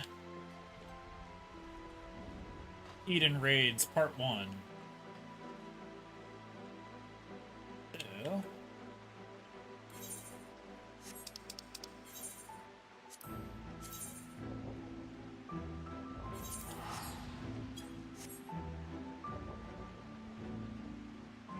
go get my screenshot.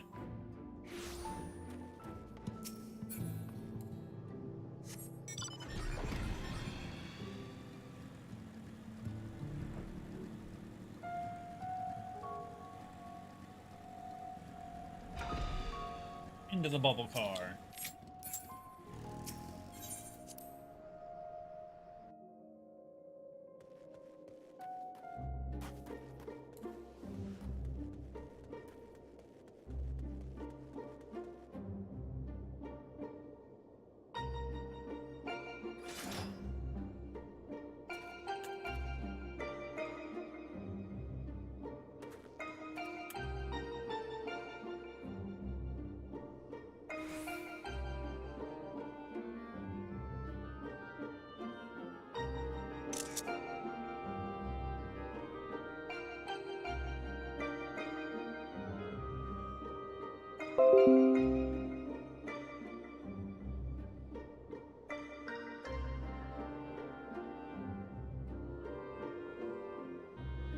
Boom.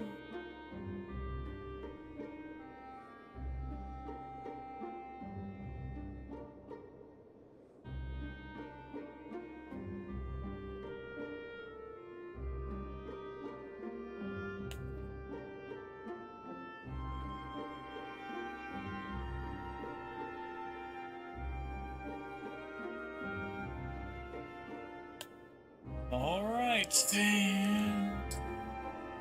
This back up. All right, catch you all later.